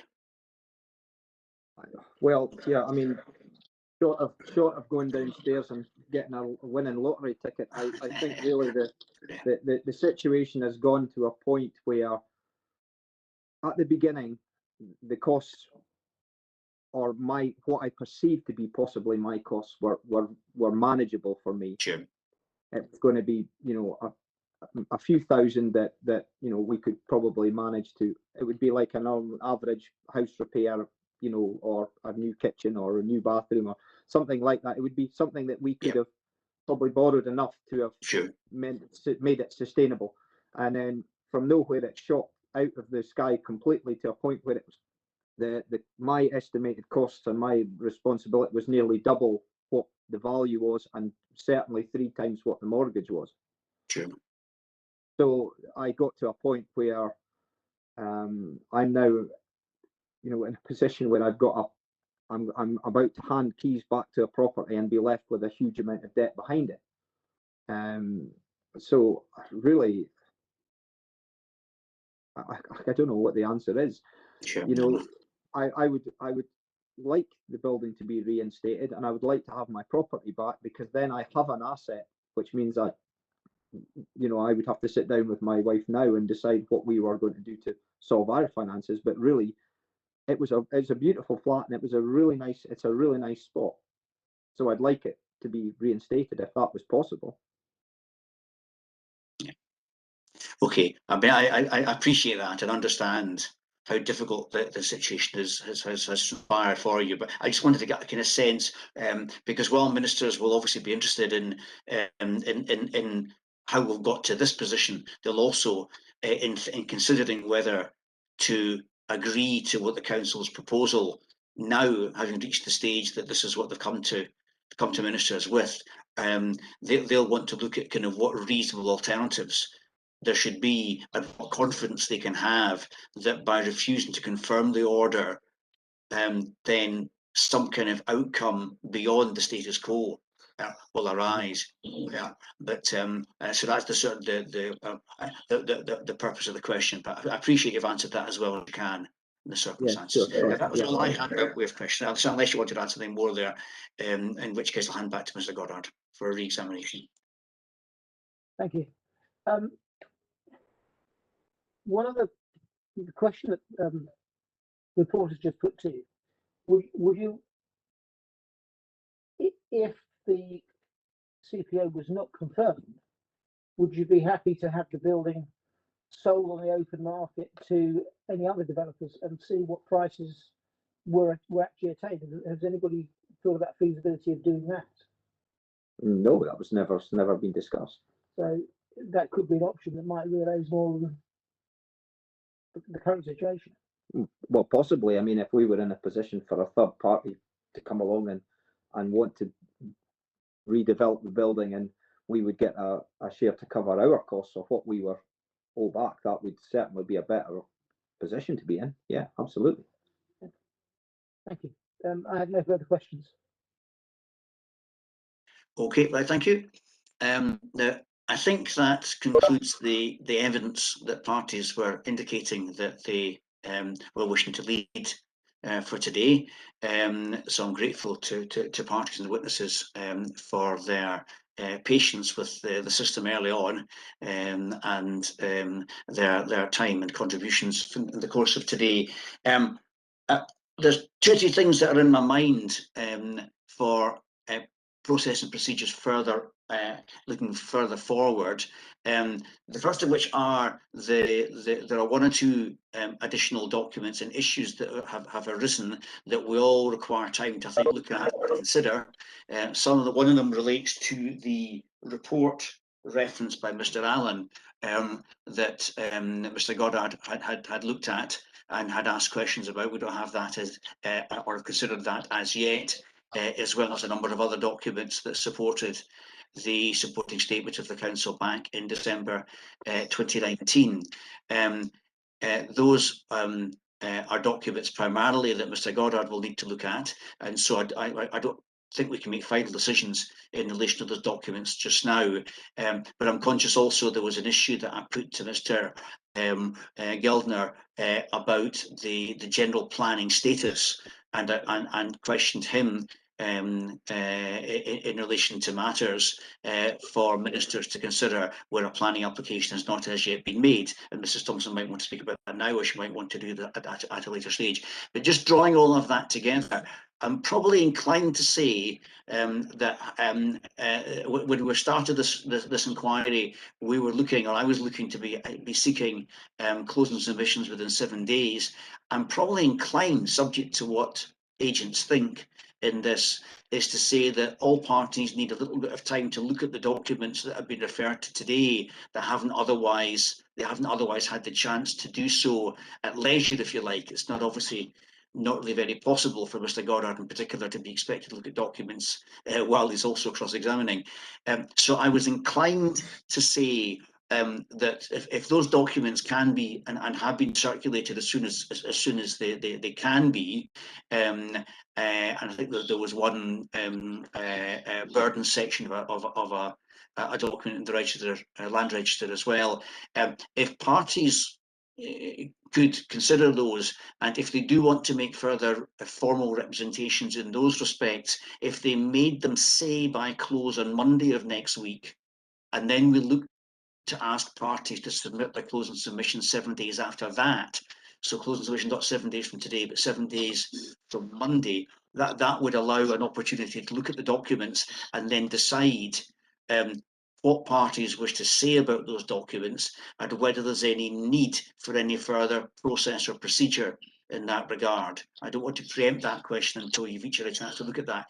So that would mean comments on the documents being circulated by close on Monday the 10th of May, and then closing submissions by close on Monday the 17th of May, unless there are local holidays that I'm not accommodating into that. I think the next one we have is at the end of the month, but that's what it suggests as a way forward for that. And the last point I have from my perspective is that, hearing what I've heard today, I don't think that I'm inclined to make a further site inspection, but again, if parties think different from that, they can say. But I'm probably inclined to take the photographs that I've seen ahead of today in mind. So that's kind of what I'm thinking about next procedure.